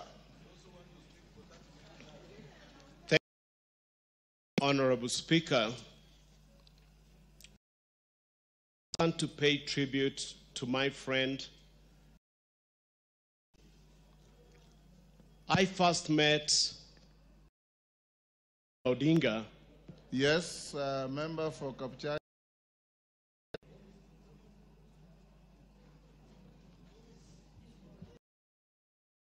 Oh, thank you, Mr. Speaker. Mr. Speaker, I rise on point of order 83 to know if it is in order for a ranking member to divide the Speaker's direction yesterday, Honorable Bosin, and come dressed like that, Mr. Speaker, now that Honorable Wario has just left to go and change and become well-dressed, Mr. Speaker. Thank you. Honorable Singh, the point of order is legitimate. Go on, Kipchumba, search your mind and do the right thing. You don't have to answer. Thank you. Go on.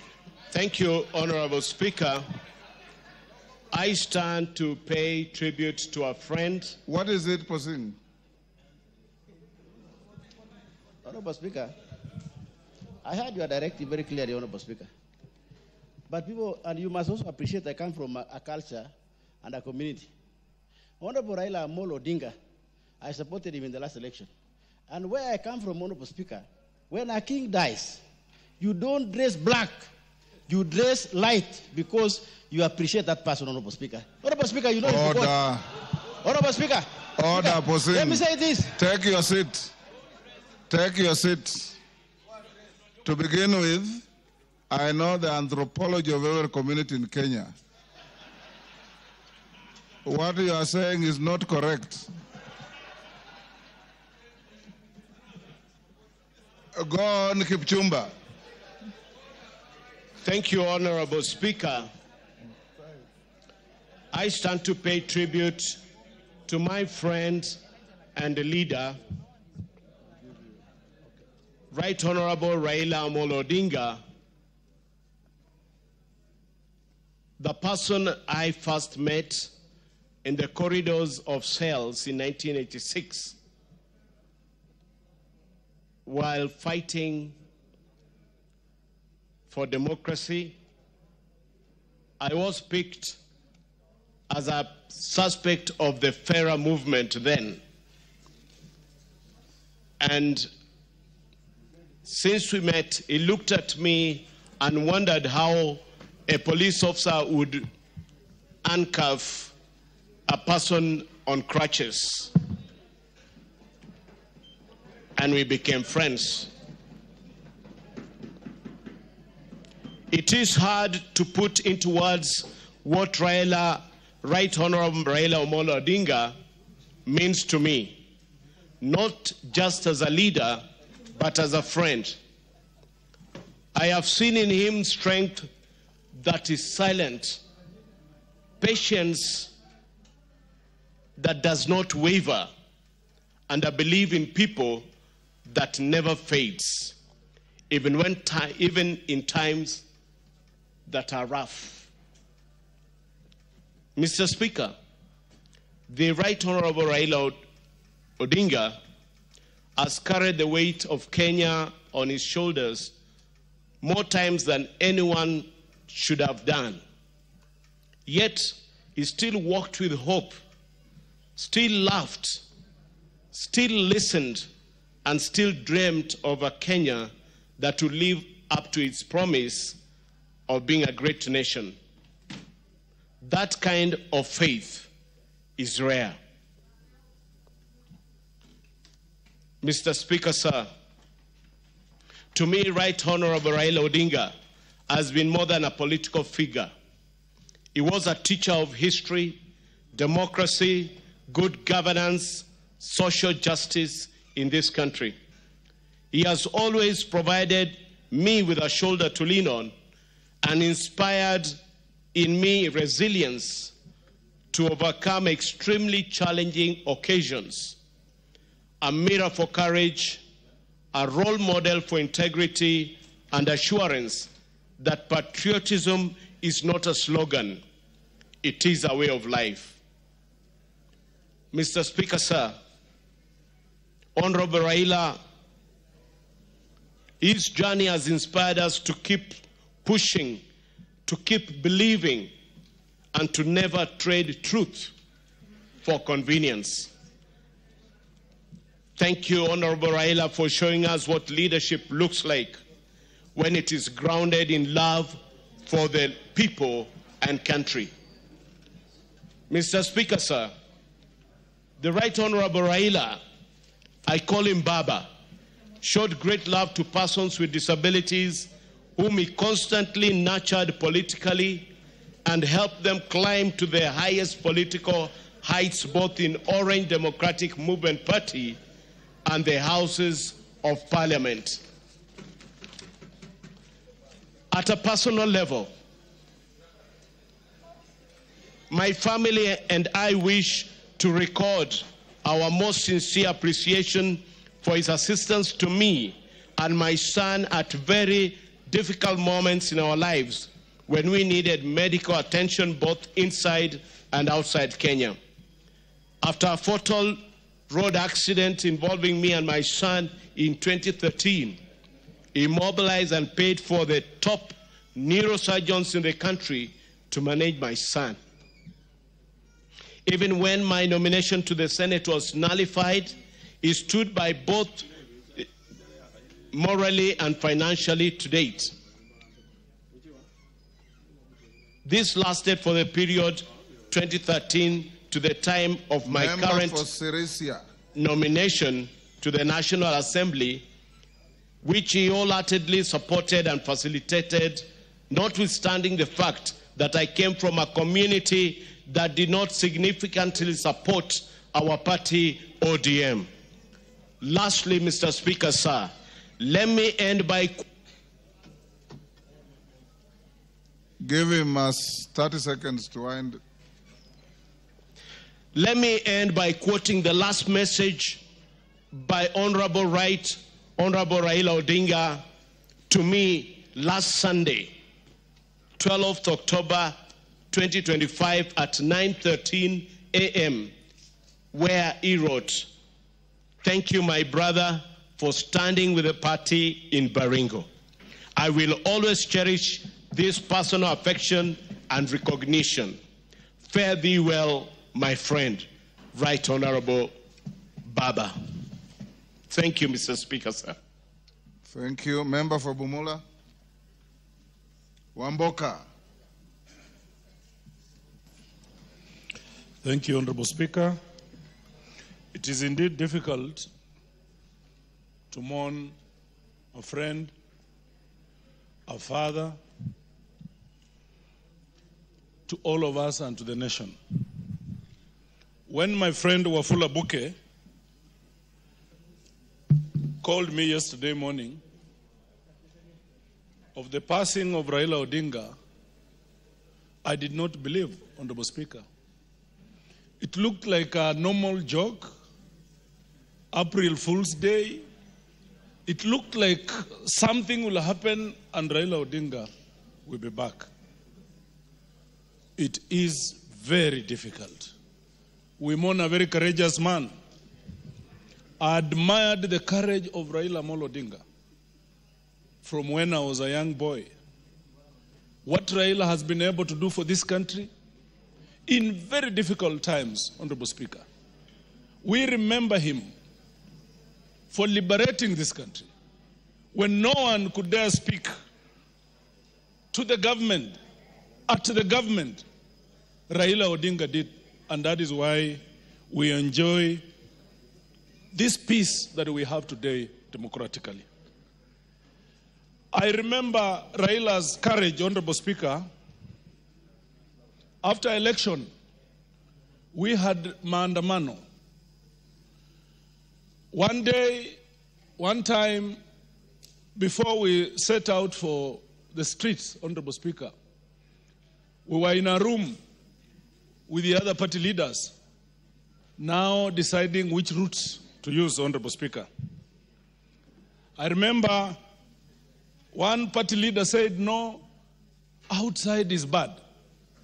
They are going to kill us.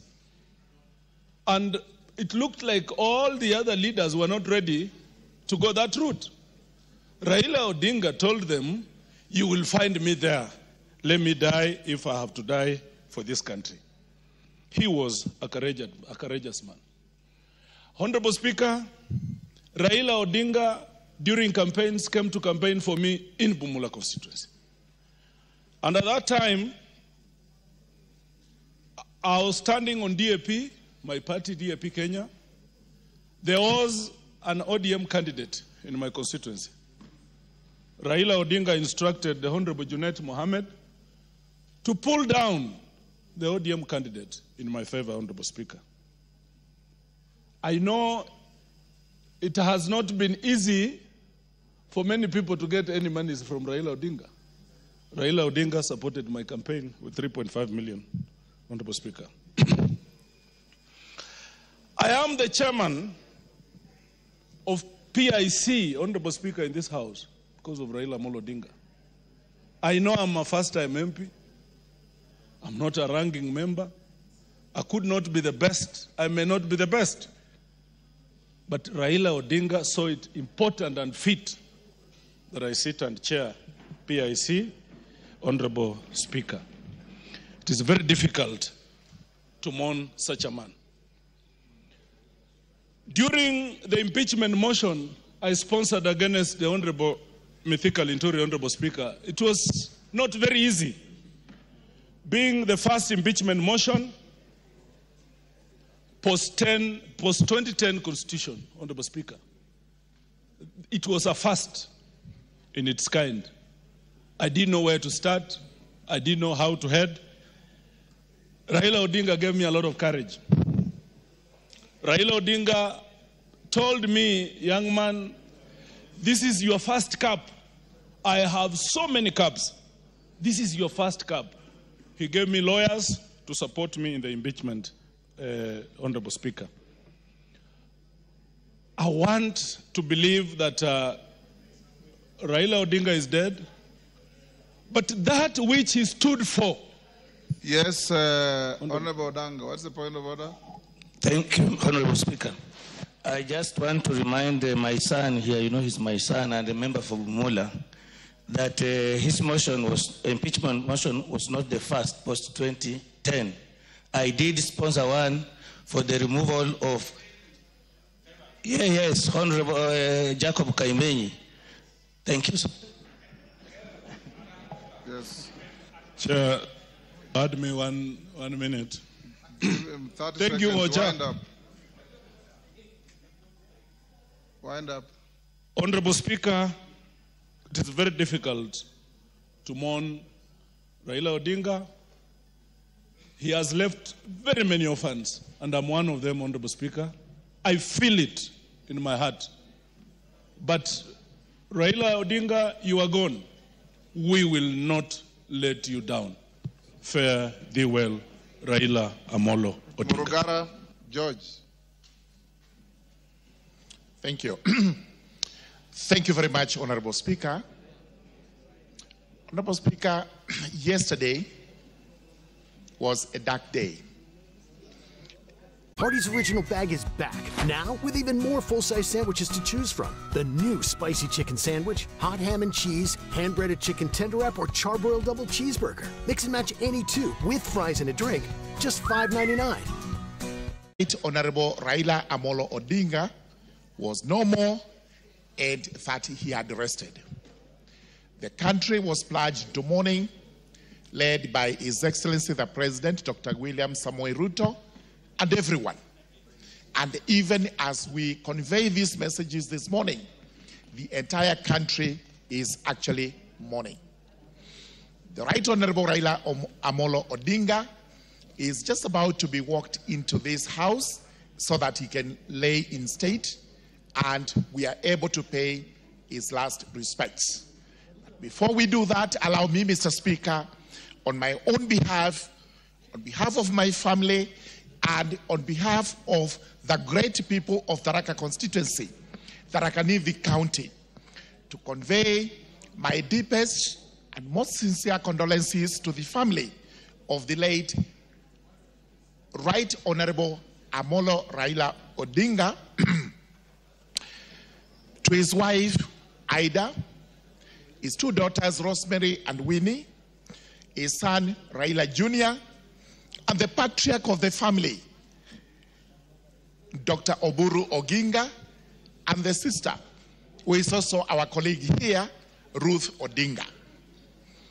Indeed, we will remember the good days of the late Right Honorable Raila Amolo Odinga with nostalgia because of what he has done for this country up to the last day when he actually rested in peace.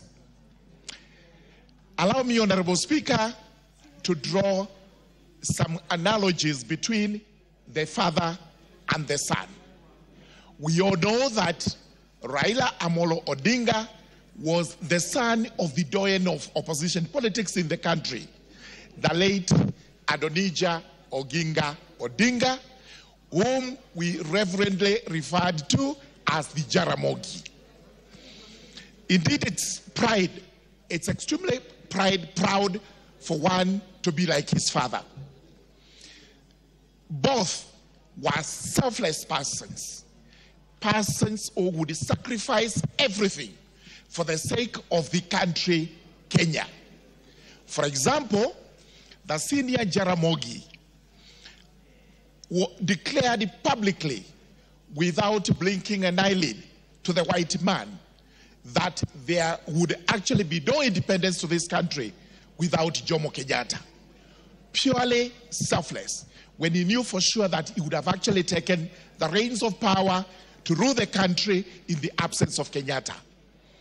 On the same shoe, the Right Honorable Raila Amolo Odinga in 2002 declared Kibaki Tosha when he knew for sure he would have contested and possibly won the election.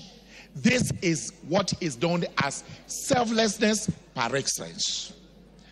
Similarly, even the tribulations, the travails all went through were similar. Detained purely because they were advocating for good governance in the country. With those remarks, it is important to say that like father, like son, Raila Amolo Odinga strode the country, strode East Africa, strode the continent of Africa and the world like a colossus, advocating for good governance, democracy, human rights, and justice.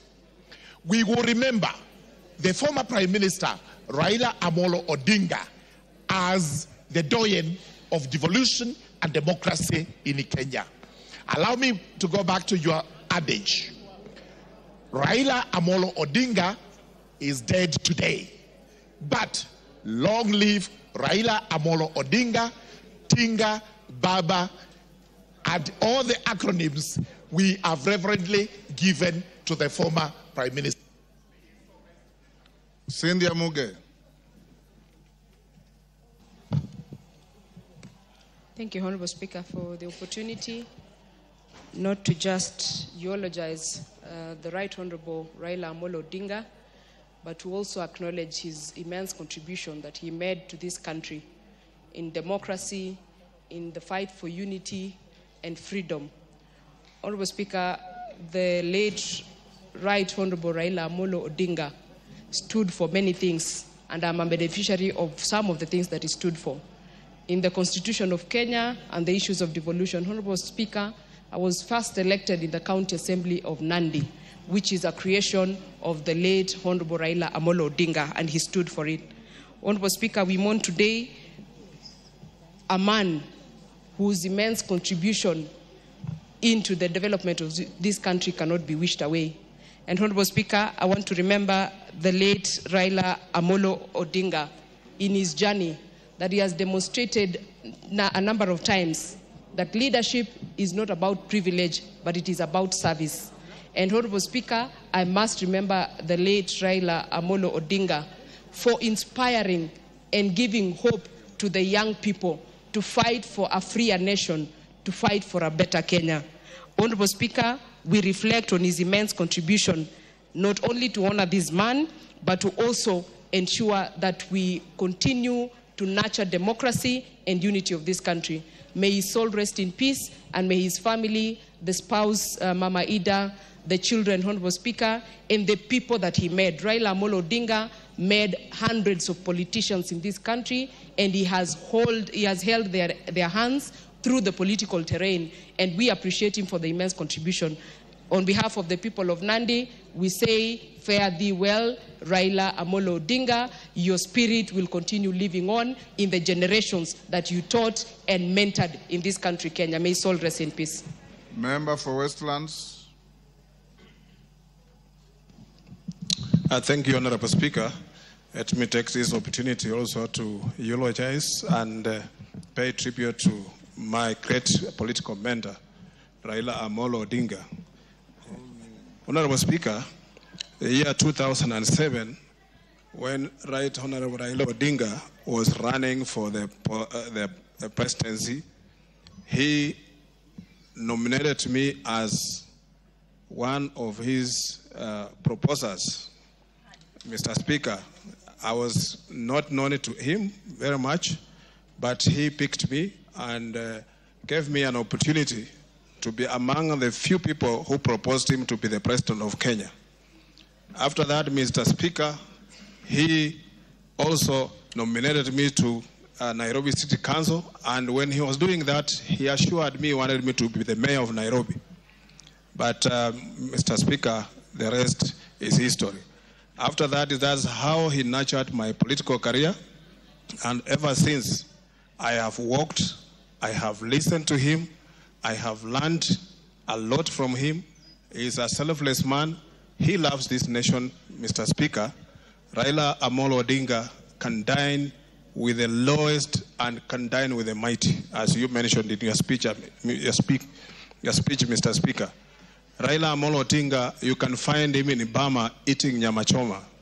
You can find him in Shaurimoyo sitting on a bench drinking whiskey with a very common manage. And you can find him in Serena or any other place. He's a man who can attract, and he has attracted many, many people. 1997, Mr. Speaker, I know there were many Kenyans who will dismiss him, but 2002, when he pronounced Kibaki Tosha, a selfless man, he sacrificed his ambition and supported Honorable Mwai Kibaki even after he was involved in an accident and he was away from the campaign. Raila took up the mantle and championed the campaign of Mwai Kibaki, and Mwai Kibaki was elected as the president of this country. Honorable Speaker, Honorable Raila Amolo Odinga, several times I believe Honorable Raila Amolo Odinga won the election of 2007, and it was stolen from him.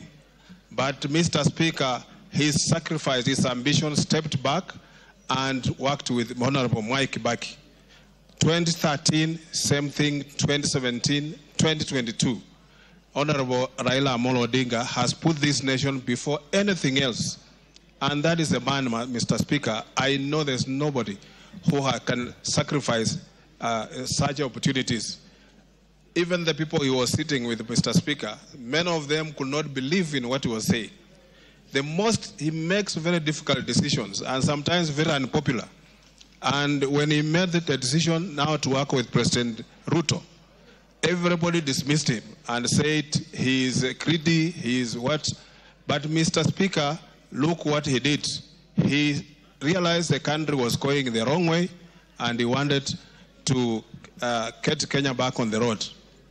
Honorable Speaker, Raila Amolo Odinga is not just another person. He is a statesman. He's a Pan-Africanism. He has championed, if you look at our constitution today, devolution is his dream. And he kept on making sure that devolution is perfected. More money is given to the devolved governments. And Mr. Speaker, he was recently, when he was even pushing that the CDF also be given to the the county government, I think it was uncomfortable with many people, but he didn't mince his words. He was very clear what he wanted. And Mr. Speaker, we, on behalf of the people of Westlands and my family, and on my own behalf and the family and the people of Westlands, I pay tribute to the great son of Kenya who has passed on. May his soul rest in peace. May he join the great men, Masinde Muliro, Raila, Odinga, Kenyatta, Kibaki, those who have gone before us, Michael Malwa, and Mr. Speaker, we know Kenya will stand among the big nations on the sacrifice that Raila Odinga has made. Thank you, Mr. Speaker. Badi Twalib.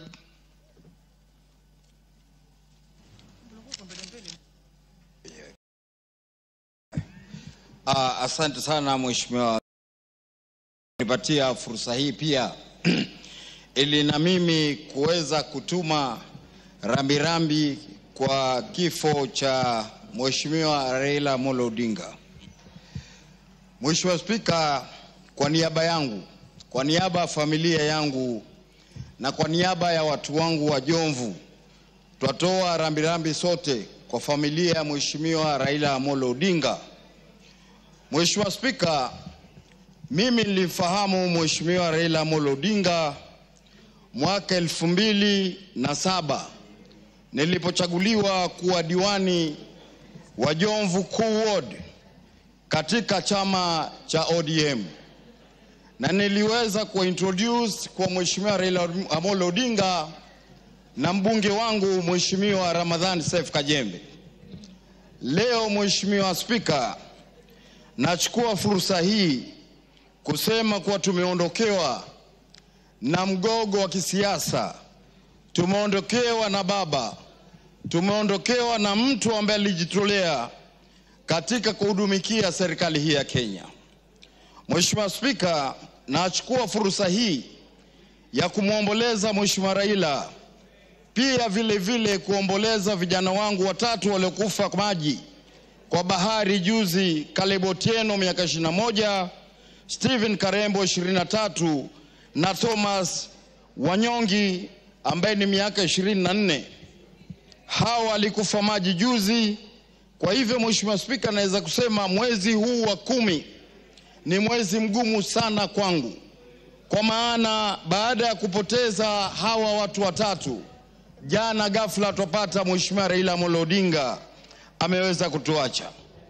Mheshimiwa Spika, ni miezi miwili iliyopita ama mitatu, mheshimiwa Raila Amolo Odinga alikuwa kwangu sehemu ya Miritini akianzisha ECD Center ambayo alialikwa na mheshimiwa gavana wetu. Mheshimiwa Spika, tutamkumbuka mheshimiwa Raila kwa mengi. Leo ugatuzi umeweza kufanya kazi thamana na mheshimiwa Raila Amolo Odinga. Leo uhuru wa kuongea, watu wanaweza kuongea thamana na mheshimiwa Raila Amolo Odinga. Leo mheshimiwa Raila Amolo Odinga ameweka ndoto za watu wengi katika kuonekana kuwa na mwelekeo wa kuweza kwenda mbele. Mimi mheshimiwa Spika, naweza kusema nilichaguliwa kama diwani 2007. Nimeanza kuwa mbunge 2013, 17 na 22. Vipindi vitatu vyote naweza kusema kwa kizungu role model wangu alikuwa ni Raila Amolo Odinga. Leo katika maisha ambao tunajaribu kuongoza, tunajaribu kumuiga Raila Amolo Odinga. Kwa maana hiyo mheshimiwa Spika, Raila Amolo Odinga ni mpenzi wa wengi. Hata leo nikija hapa, kuna kijana anaitwa Joseph Oluoch na vile vile Kibonge kutoka Bangladesh wakinambia la utapata nafasi, toa pia rambirambi zetu uweze kututaja. Kwa hivyo mheshimiwa Spika, leo mimi ni kusema kwa ni siku ya huzuni, na mimi maadamu nimepata fursa hii nasema tena kwa niaba yangu, familia yangu na eneo langu bunge la Jomvu, tutoa rambirambi kwa familia ya Raila Amolo Odinga na chama chetu cha ODM, na kuiambia familia kuwa Mungu atawapa subra na Mungu akifanya kazi yake haina makosa. Asante Mheshimiwa Spika, na Mungu ambariki Raila Amolo. Rahim. Thank you, Mr. Speaker. Mr. Speaker, I would like to pay tribute to Honorable Raila. Honorable Raila, I met him 20 years back in Meru when he came for the Orange and Bananas campaign. I don't know if, Mr. Speaker, you were with the delegation that day. And I remember them going into Pig and Whistle. There was a hotel called Pig and Whistle. After they came out, there were rain of stones on them. And my petrol station was just opposite where they were going to hold a rally. And I remember Honorable Raila, when his speech on that day was, because the rain of stones was so much that he said, Nyinyi wa Meru mutalia nikiingia nikiwa rais. And then from there, that was the first time I encountered tear gas in my whole life. And that's when my political career started. After that, he went to Makutano and then Maua. And that was then. After that, we came on the same side. I was on the other side. I was for the banana, and he was for the orange at that time. They beat us hands down in the referendum of 2005. But we got back again with Honorable Raila in the one we have, the Constitution 2010, in the referendum. We were on the same side. And again, we were on the same side when we did the BBI referendum, which we failed, but we were together then. And again,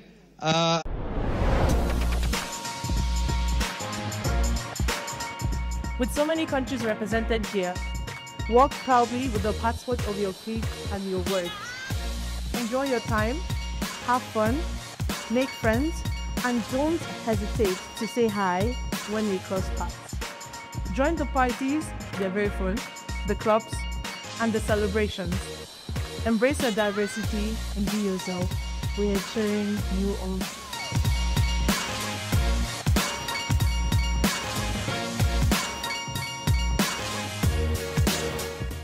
Madagascar way, or the Nepal way, or anywhere else. So Honorable Raila did a big favor to this country. The Gen Zs should not think that he betrayed them. He made sure this country, we are safe, and where we are today, we owe it to Honorable Raila Odinga. And I believe with what is happening today, we need to give him a befitting standing. And I say, God bless him. Revelations 14:13 says, the dead who die in the Lord, they rest from their labors, and their deeds will follow them. Inna lillahi wa inna ilahi raji'un. Thank you, Mr. Speaker.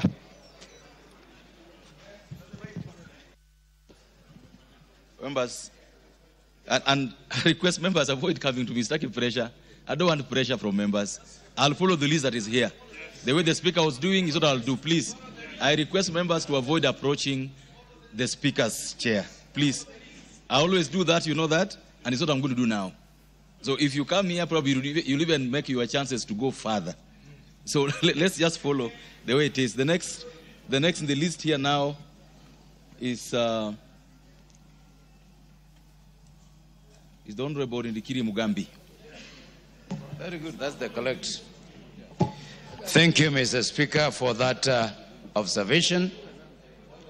I arise on behalf of the great people of Bori to eulogize the great man of this republic, late Honorable Raila Amolo Odinga.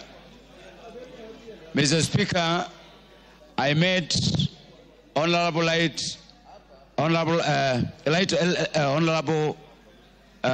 Prime Minister in 2007.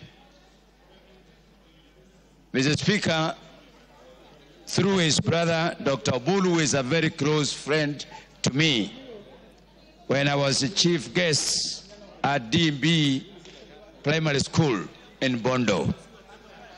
Mr. Speaker, my first sight of this great man gave me an impression of a man who is caring. Mr. Speaker, I made an observation that the outside of Raila is not the inside of him. And I want to state that the inside of Raila is a very soft man, very caring person, very considerate, person who does not entertain conflict, somebody who is always on the path of looking for solutions, particularly for this country. Mr. Speaker, I arise to console with the family headed by my great friend, Dr. Oburu, Mama Inda and the children, and the entire fraternity of Odinga family. It is through Dr. Oburu and Amolo Odinga that I met our colleague, Ruth Odinga, who is a member of this parliament.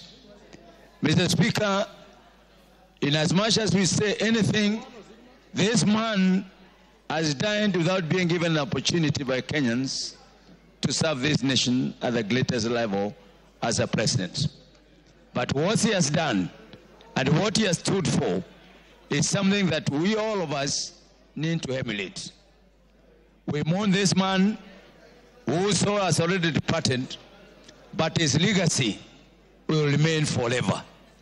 I ask my colleagues, I ask other people in the political leaderships on the parties that if we have a case study of a statement, it is carried by none other than His Excellency, the Right Honorable Prime Minister of the Republic of Kenya, Amolo Odinga. I thank you, Mr. Speaker.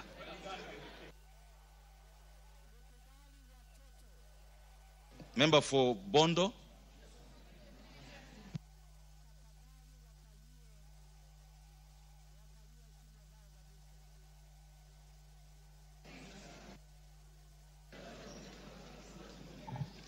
Thank you, Mr. Speaker. Mr. Speaker, as the nation and the world mourn the great Raila Odinga, let it be understood that that is my constituents by local appraisal. He is my mentor. He was my first employer in a row. So the kind of experience that I've had with Raila spans beyond 30 years, to be exact, 34 years. And we've been with him almost at a very personal kind of an arrangement and a relationship over the years. Honorable Raila didn't just get to Parliament the way many of us do. It was a great effort by a group of us, a small group of us, because that time Raila himself was in exile.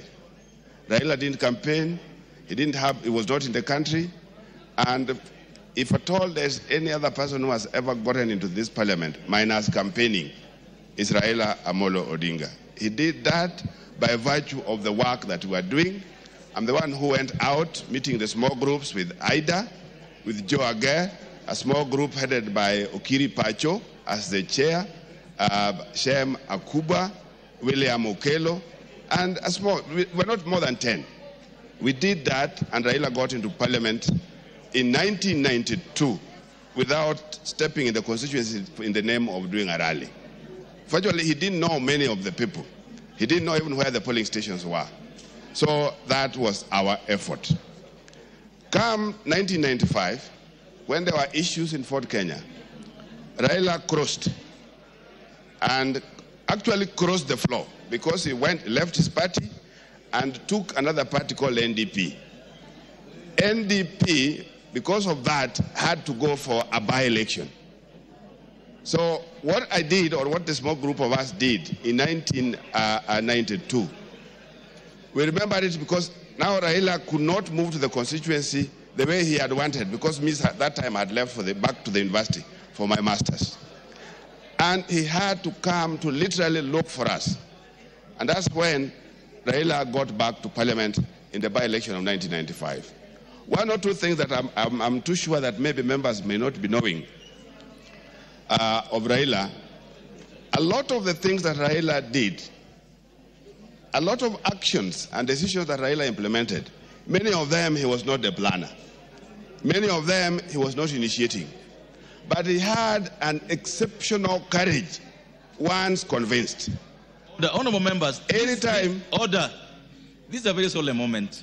And I think it's fair to allow the member of parliament for Bondo, who is also the Raila Odinga as member of parliament, to be listened to. It's a solemn moment. It's not a moment where someone will be contributing and we are all not giving him a chance to, or we are all, doing whatever we are doing. Go ahead. Thank you, Mr. Speaker. What I was trying to say is that a lot of things that we might have seen Raila do, many times was not the planner, many times was not the initiator. But the courage and the manner in which, when he was convinced, he was taking these things, by the end of the day, they were his things. By the end of the day, they were his activities. And he did them with a lot of courage. The other thing that maybe other members may not know is that Raila was a person who did a lot of multitasking. In fact, if you booked for an appointment and you are talking to him, one person on the phone, your appointment will collapse. He's one person that when he was talking to 3, 4, 5 people, definitely that's a thing that will pass. He used to multitask a lot. He was a man of crisis. In fact, many times Raila managed the crisis as though he was planning to manage them. He was very unique in terms of crisis management. Finally, Mr. Speaker, when it got to the issue of how it looked at the principle in sporting, of the issue of the winner and the loser. Many times as a sportsman, a great sportsman, he placed in front of him the principle that once you are in a game, you'll either lose or you'll win. And that's exactly what he had all along. When he went in the games, in the political game, when there was a loss, he will recognize that. And that is exactly why he didn't believe so much in this idea of winner takes it all. He didn't believe in it because after elections, he had wanted that the nation gets back to its feet and that winning government serves everybody. Thank you, Mr. Speaker. Well said. Next is the member for Aldai. Thank you, Honorable Speaker. I stand to eulogize a great man, Baba Raila Amolo Odinga. My sympathies go to the family, Mama Aida, the family, the people of ODM, the people, the broad-based government, and the people of Kenya. We have lost a great man. We have lost a hero, a person who today we celebrate and we are happy about democracy because he is the father of democracy. I think we all remember right from the 82 coup all the way to 1992 to 2010 to the birth of the 2010 Constitution, and in each time, Raila Amolo Odinga fought hard for the democracy of this country, for the freedoms that we today enjoy in this country. Many young people today talk about and are happy to participate in the democracies of this country, and they forget that the real person or the person who brought this democracy is Baba Raila Amolo Odinga. We want to say thank you for what he did, and we say that he did a great job. The history of this Kenya will be, when the history of this Kenya will be written, his name will be will forever appear in the history as being the person who fought for this country and fought for the nation.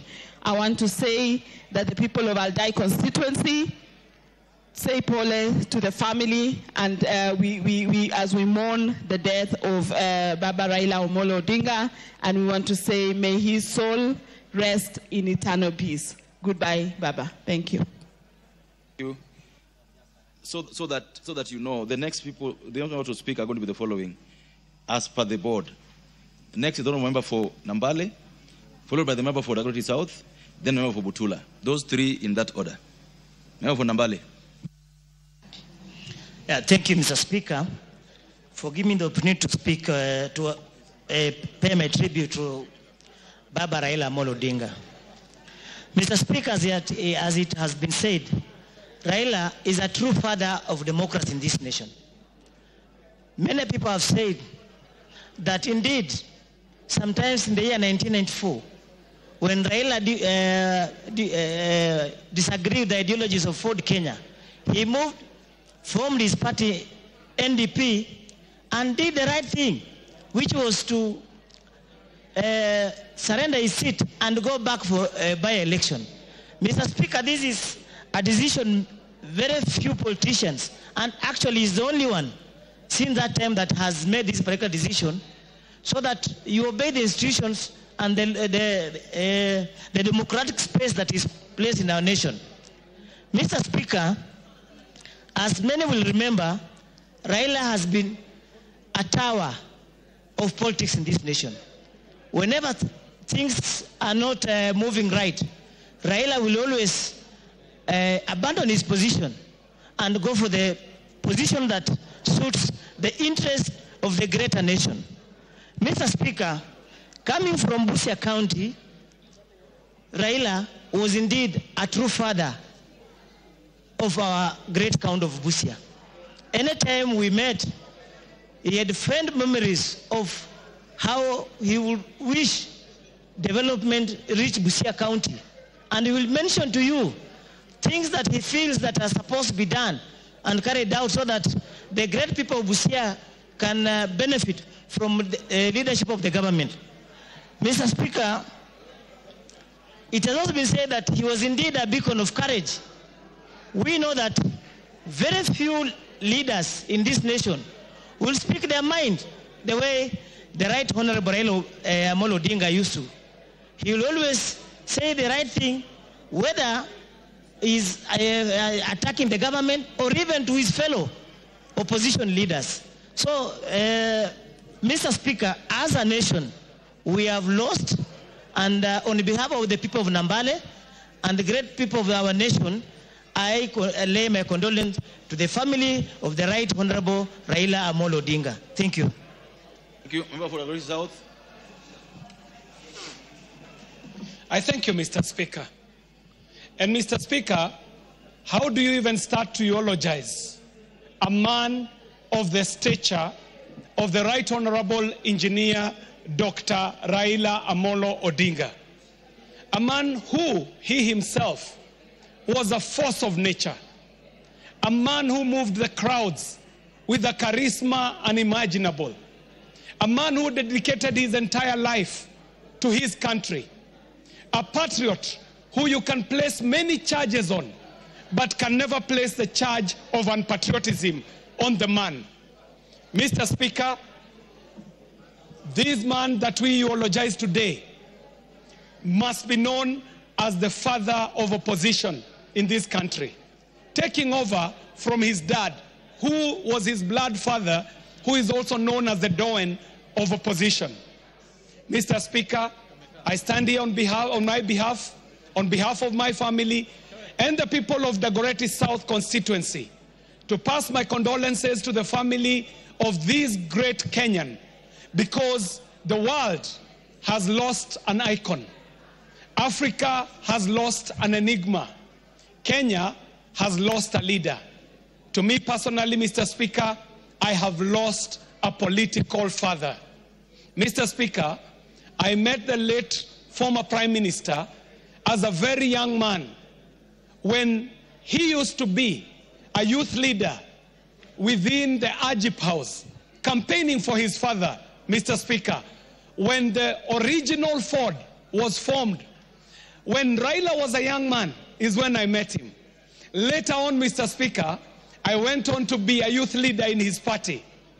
I was the first national president of the ODM Youth League. When I met Raila, he was at his prime. That Raila who would capture people just with his greetings. The man who would walk into these rallies and he would lift one hand and he would say, "Higher, higher," and the world would go silent. And he would lay out the history of the country to the people. And when he had captured the attention of these crowds, he would end it on a high. Tendawili, tendawili. Na tukilera hata hii nini yetu takuwa chama. Mr. Speaker, this is the gentleman that I eulogize. A man who picked me up when I was trying my skills in politics as a young man, took me to Dagoretti, introduced me to the people of Dagoretti, delivered an election for me in an election that he himself also won. Mr. Speaker, Raila Odinga won the election of 2007. But try as we did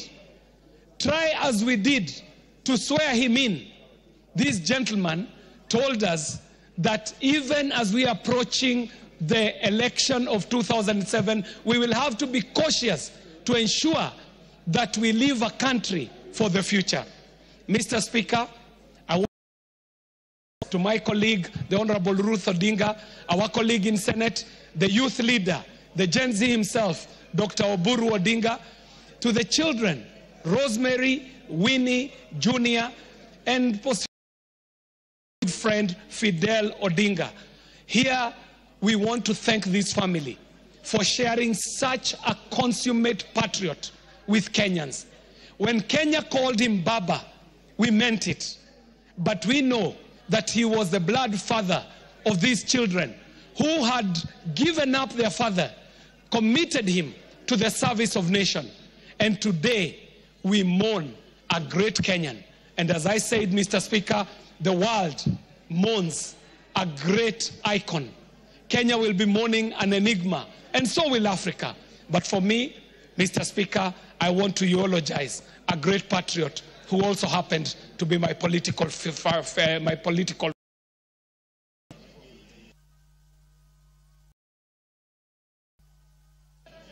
Raila Odinga is dead. Baba. Haya. Haya. Tendawili.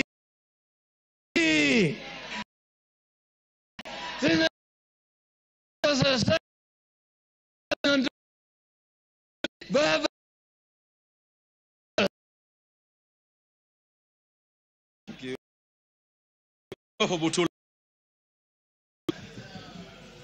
Thank you, Honorable Speaker. I stand here on behalf of my family, my great people of Butula, and the entire ODM fraternity.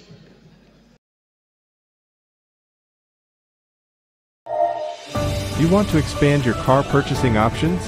Are you having trouble keeping up with your customers?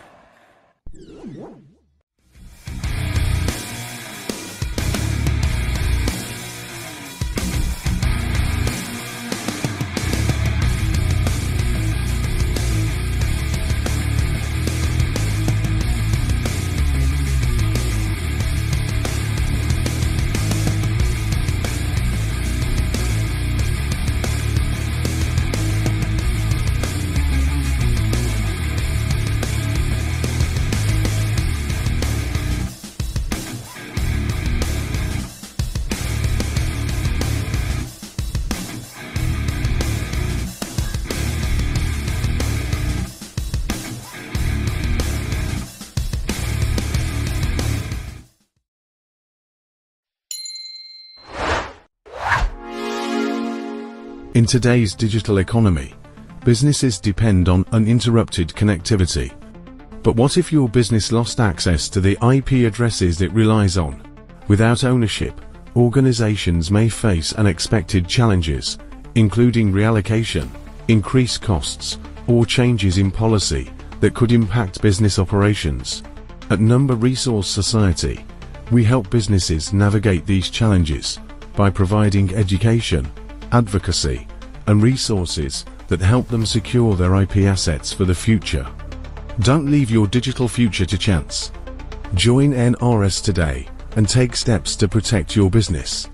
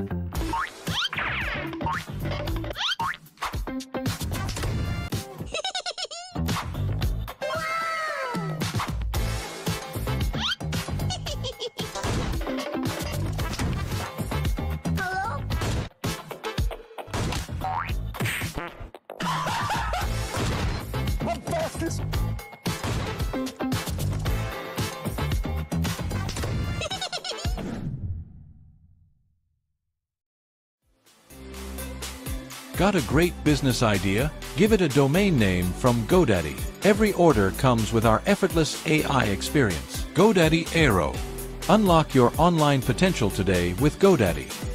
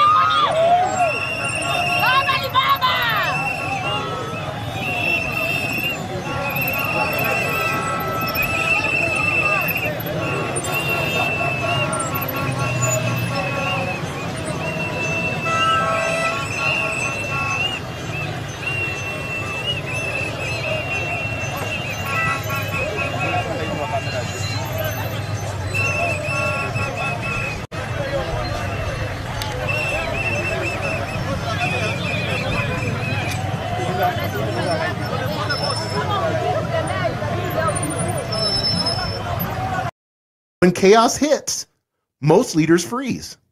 There's a supply chain crisis. Oh my God. There's an AI shift. Don't wait and see.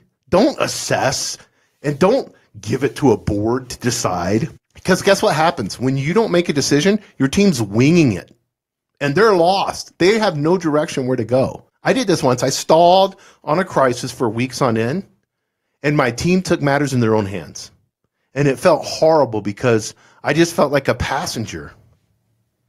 It was horrific. I was like, kind of like one of the many hammers that I had to get hit in the head when I realized that I wasn't steering the ship and that my team was pretty much dragging me along. So how do you fix this? Decide fast. Pick a direction and commit.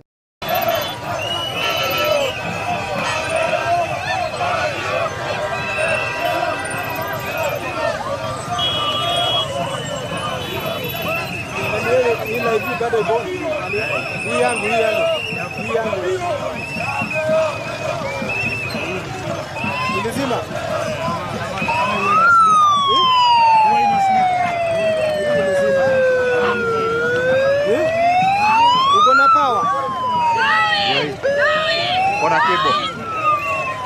Hapa kuna power. Kuna power. Hii hapo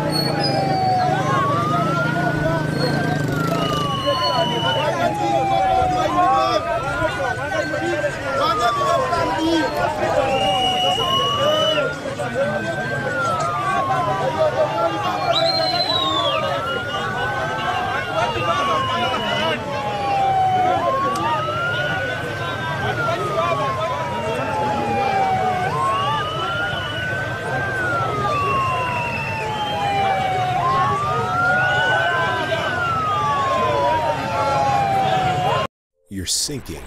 You feel the pressure, the unknown. It's closing in.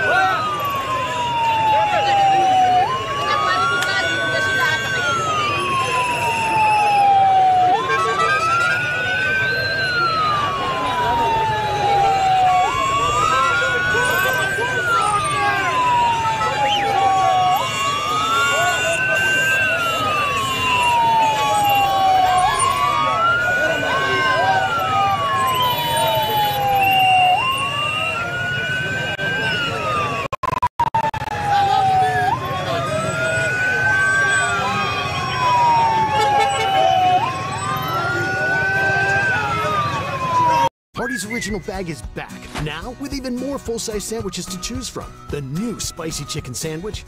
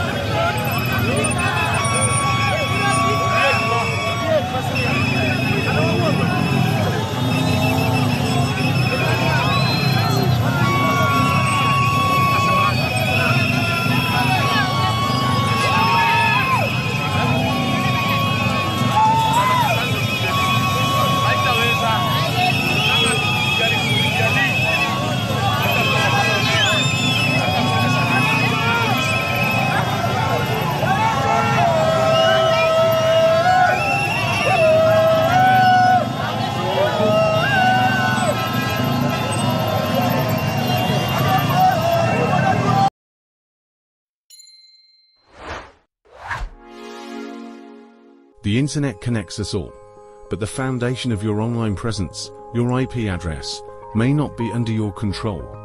Right now, the power over IPs is held by centralized authorities that can decide who gets to use them. Losing access to your IP address could mean losing access to the internet itself. For businesses, that's a risk that could disrupt everything. NRS is here to change that. We empower business owners by helping them secure true ownership of their IP addresses. No more depending on a centralized body to dictate the fate.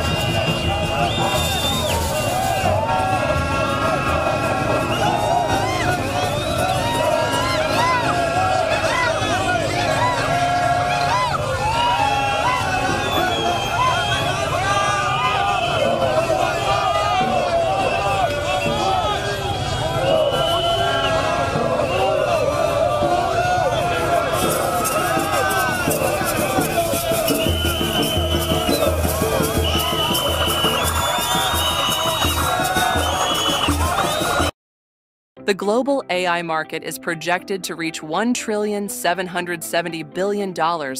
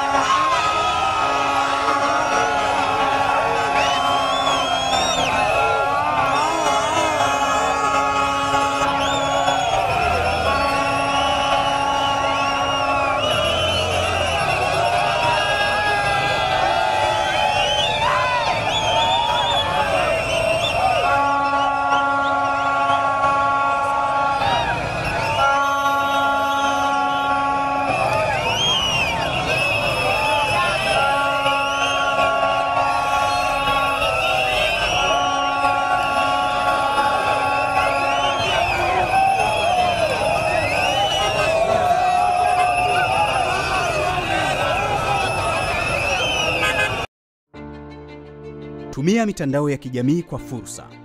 Ukipokea ujumbe wa uzushi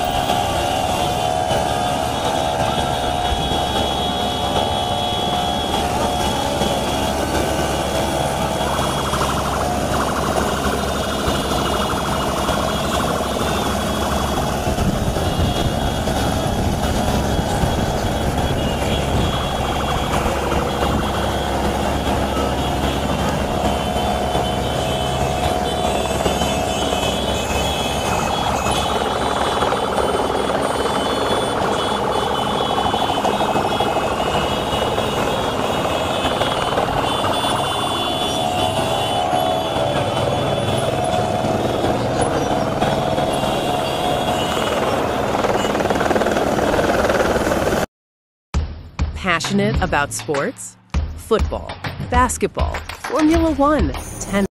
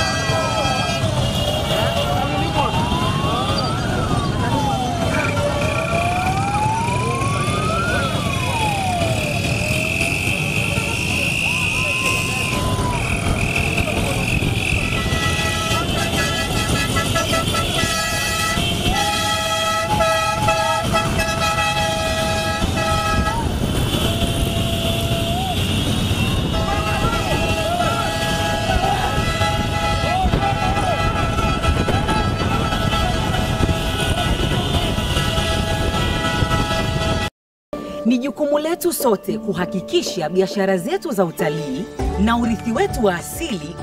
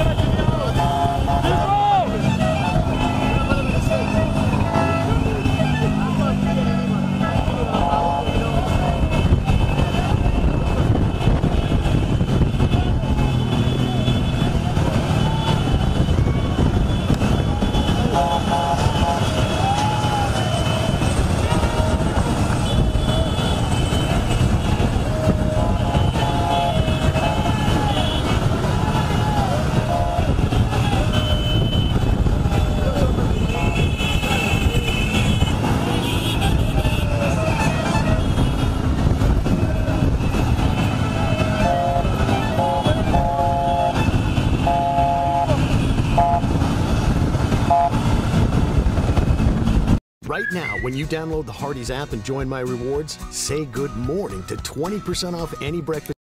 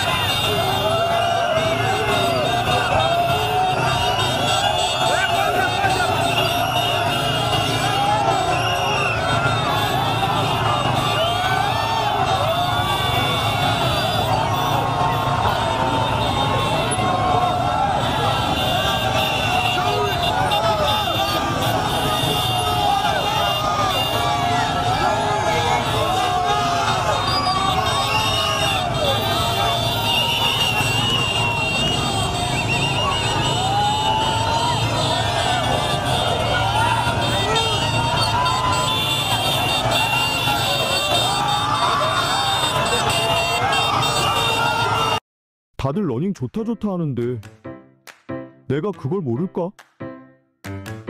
25년 100일도 안 남았다는데 내가 그걸 모를까?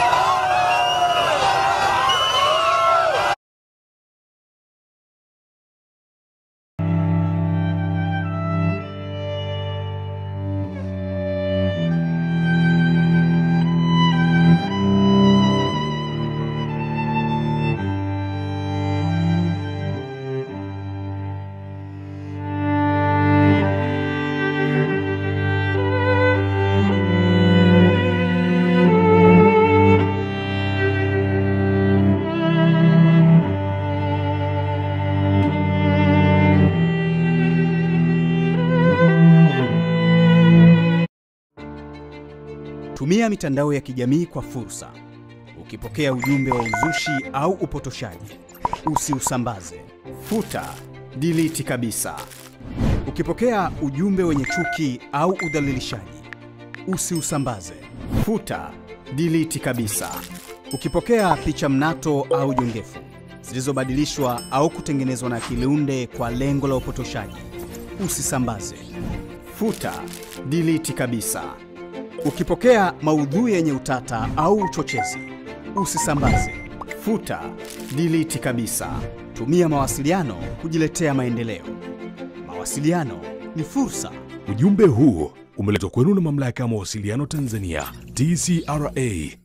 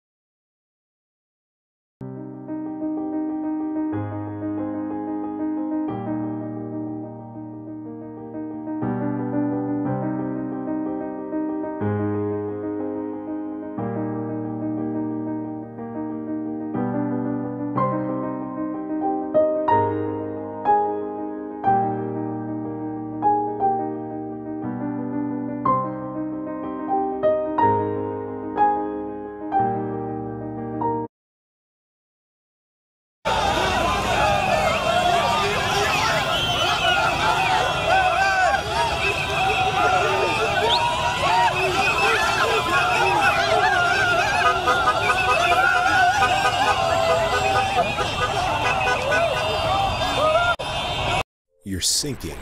You feel the pressure, the unknown. It's closing in. You try to stay strong, but the worries of the future feel like they're pulling you under. Life seems chaotic and out of control. In the storms of life, where do you turn? In times of uncertainty, there is one that will carry you through.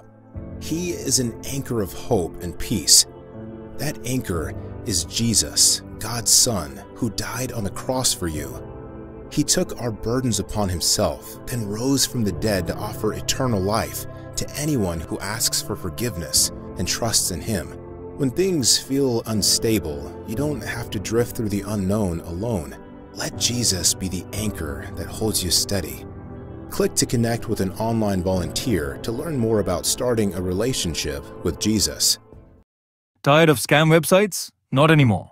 Now with just a few clicks, you can detect scam websites and get a detailed website safety report. Just visit eveninsight.com, click on the Try Safety Checker button, enter the website name or paste URL, and boom! In just a few seconds, you'll get a detailed safety report, making your online surfing safer than ever. Oh, and it's 100% free, with a database of over 500,000 websites. So give it a try now.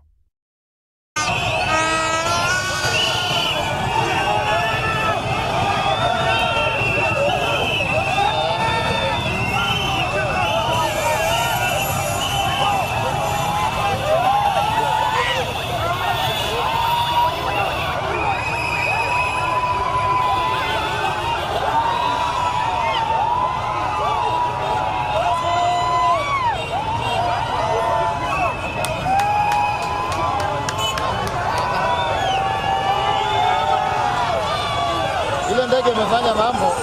Ilisaidia? Sana. Hiyo pepo ilikuwa inawafunisha.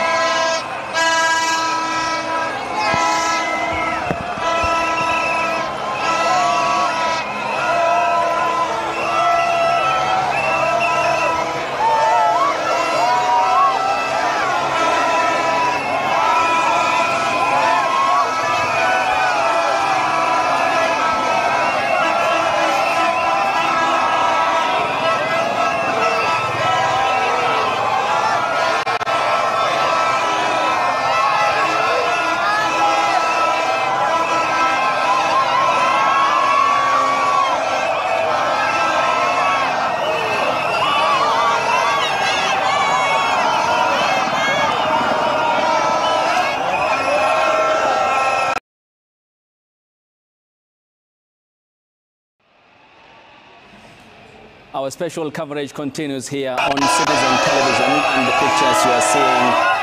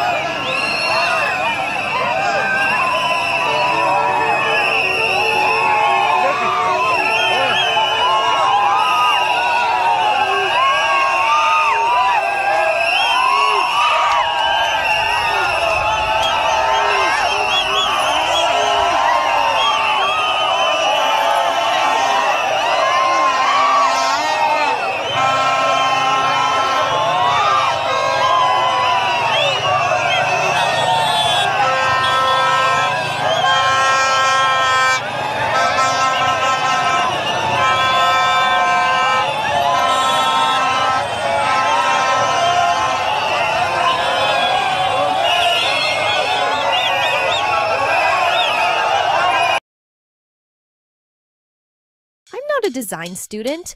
I spend most of my time in labs and libraries reading papers. But recently, my team needed an event poster, and I had no clue how to use Photoshop or Illustrator, let alone lay out text. Then I found a cool image generation. It can create amazing visuals and automatically lay out text. Headlines, slogans, and event details appear perfectly on the poster. With just a tweak in the prompts, you can generate multiple poster versions in seconds, each with perfectly laid out text. No manual work at all. Sometimes when I'm out of ideas, I browse Behance or Pinterest to find styles I like. I feed them into a cool, and it generates posters in that style. It's just so cool. A cool image generation. Making posters has never been this easy. Stunning visuals, perfect text, zero stress. Artie's original bag is back, now with even more full-size sandwiches to choose from. The new spicy chicken sandwich, hot ham and cheese, hand-breaded chicken tender wrap, or charbroiled double cheeseburger. Mix and match any two with fries and a drink, just $5.99.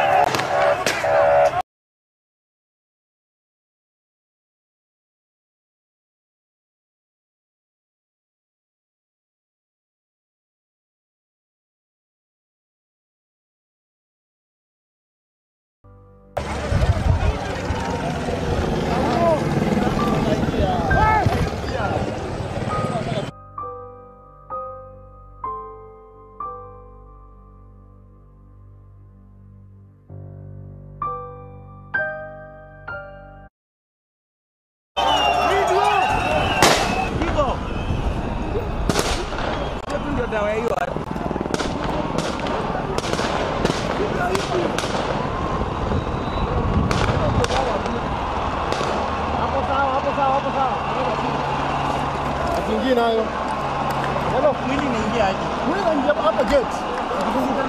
Wanaingilia wapi? Ni kule. Wewe tumezama. Wewe. Huku. Ah, bro. Hakuna gari ndani, enda hivyo.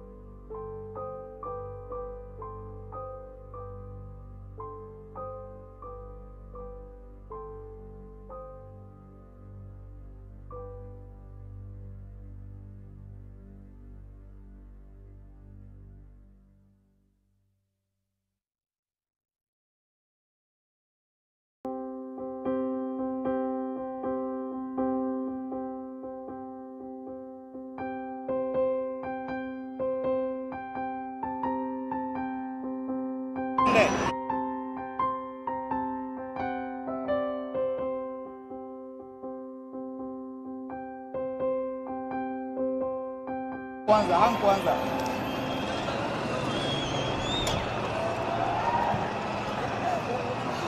Itabidi tushuke tuna makamera tukimbie.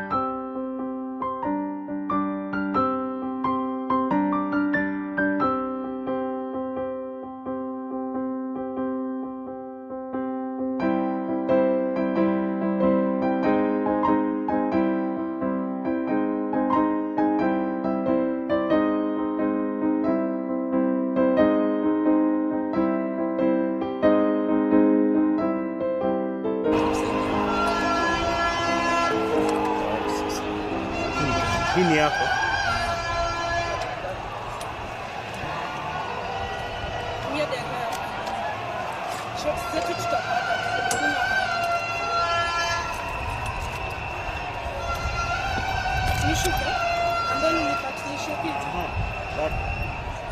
Sawa.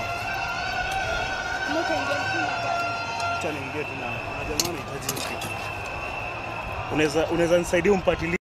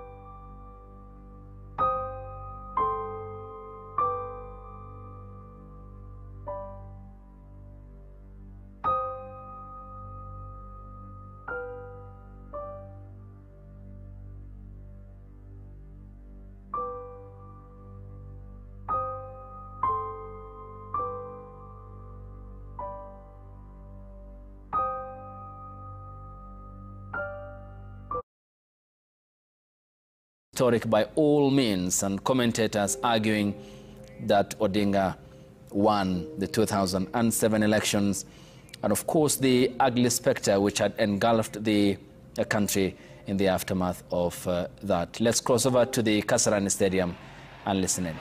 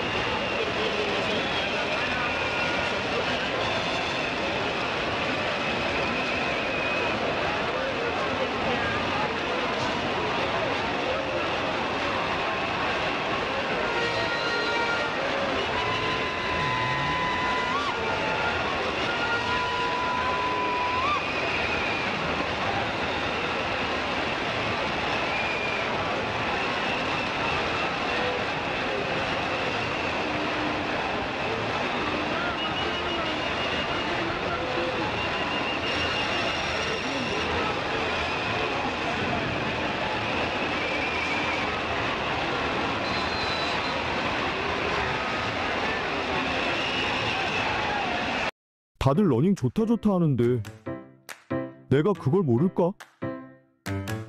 25년 100일도 안 남았다는데 내가 그걸 모를까?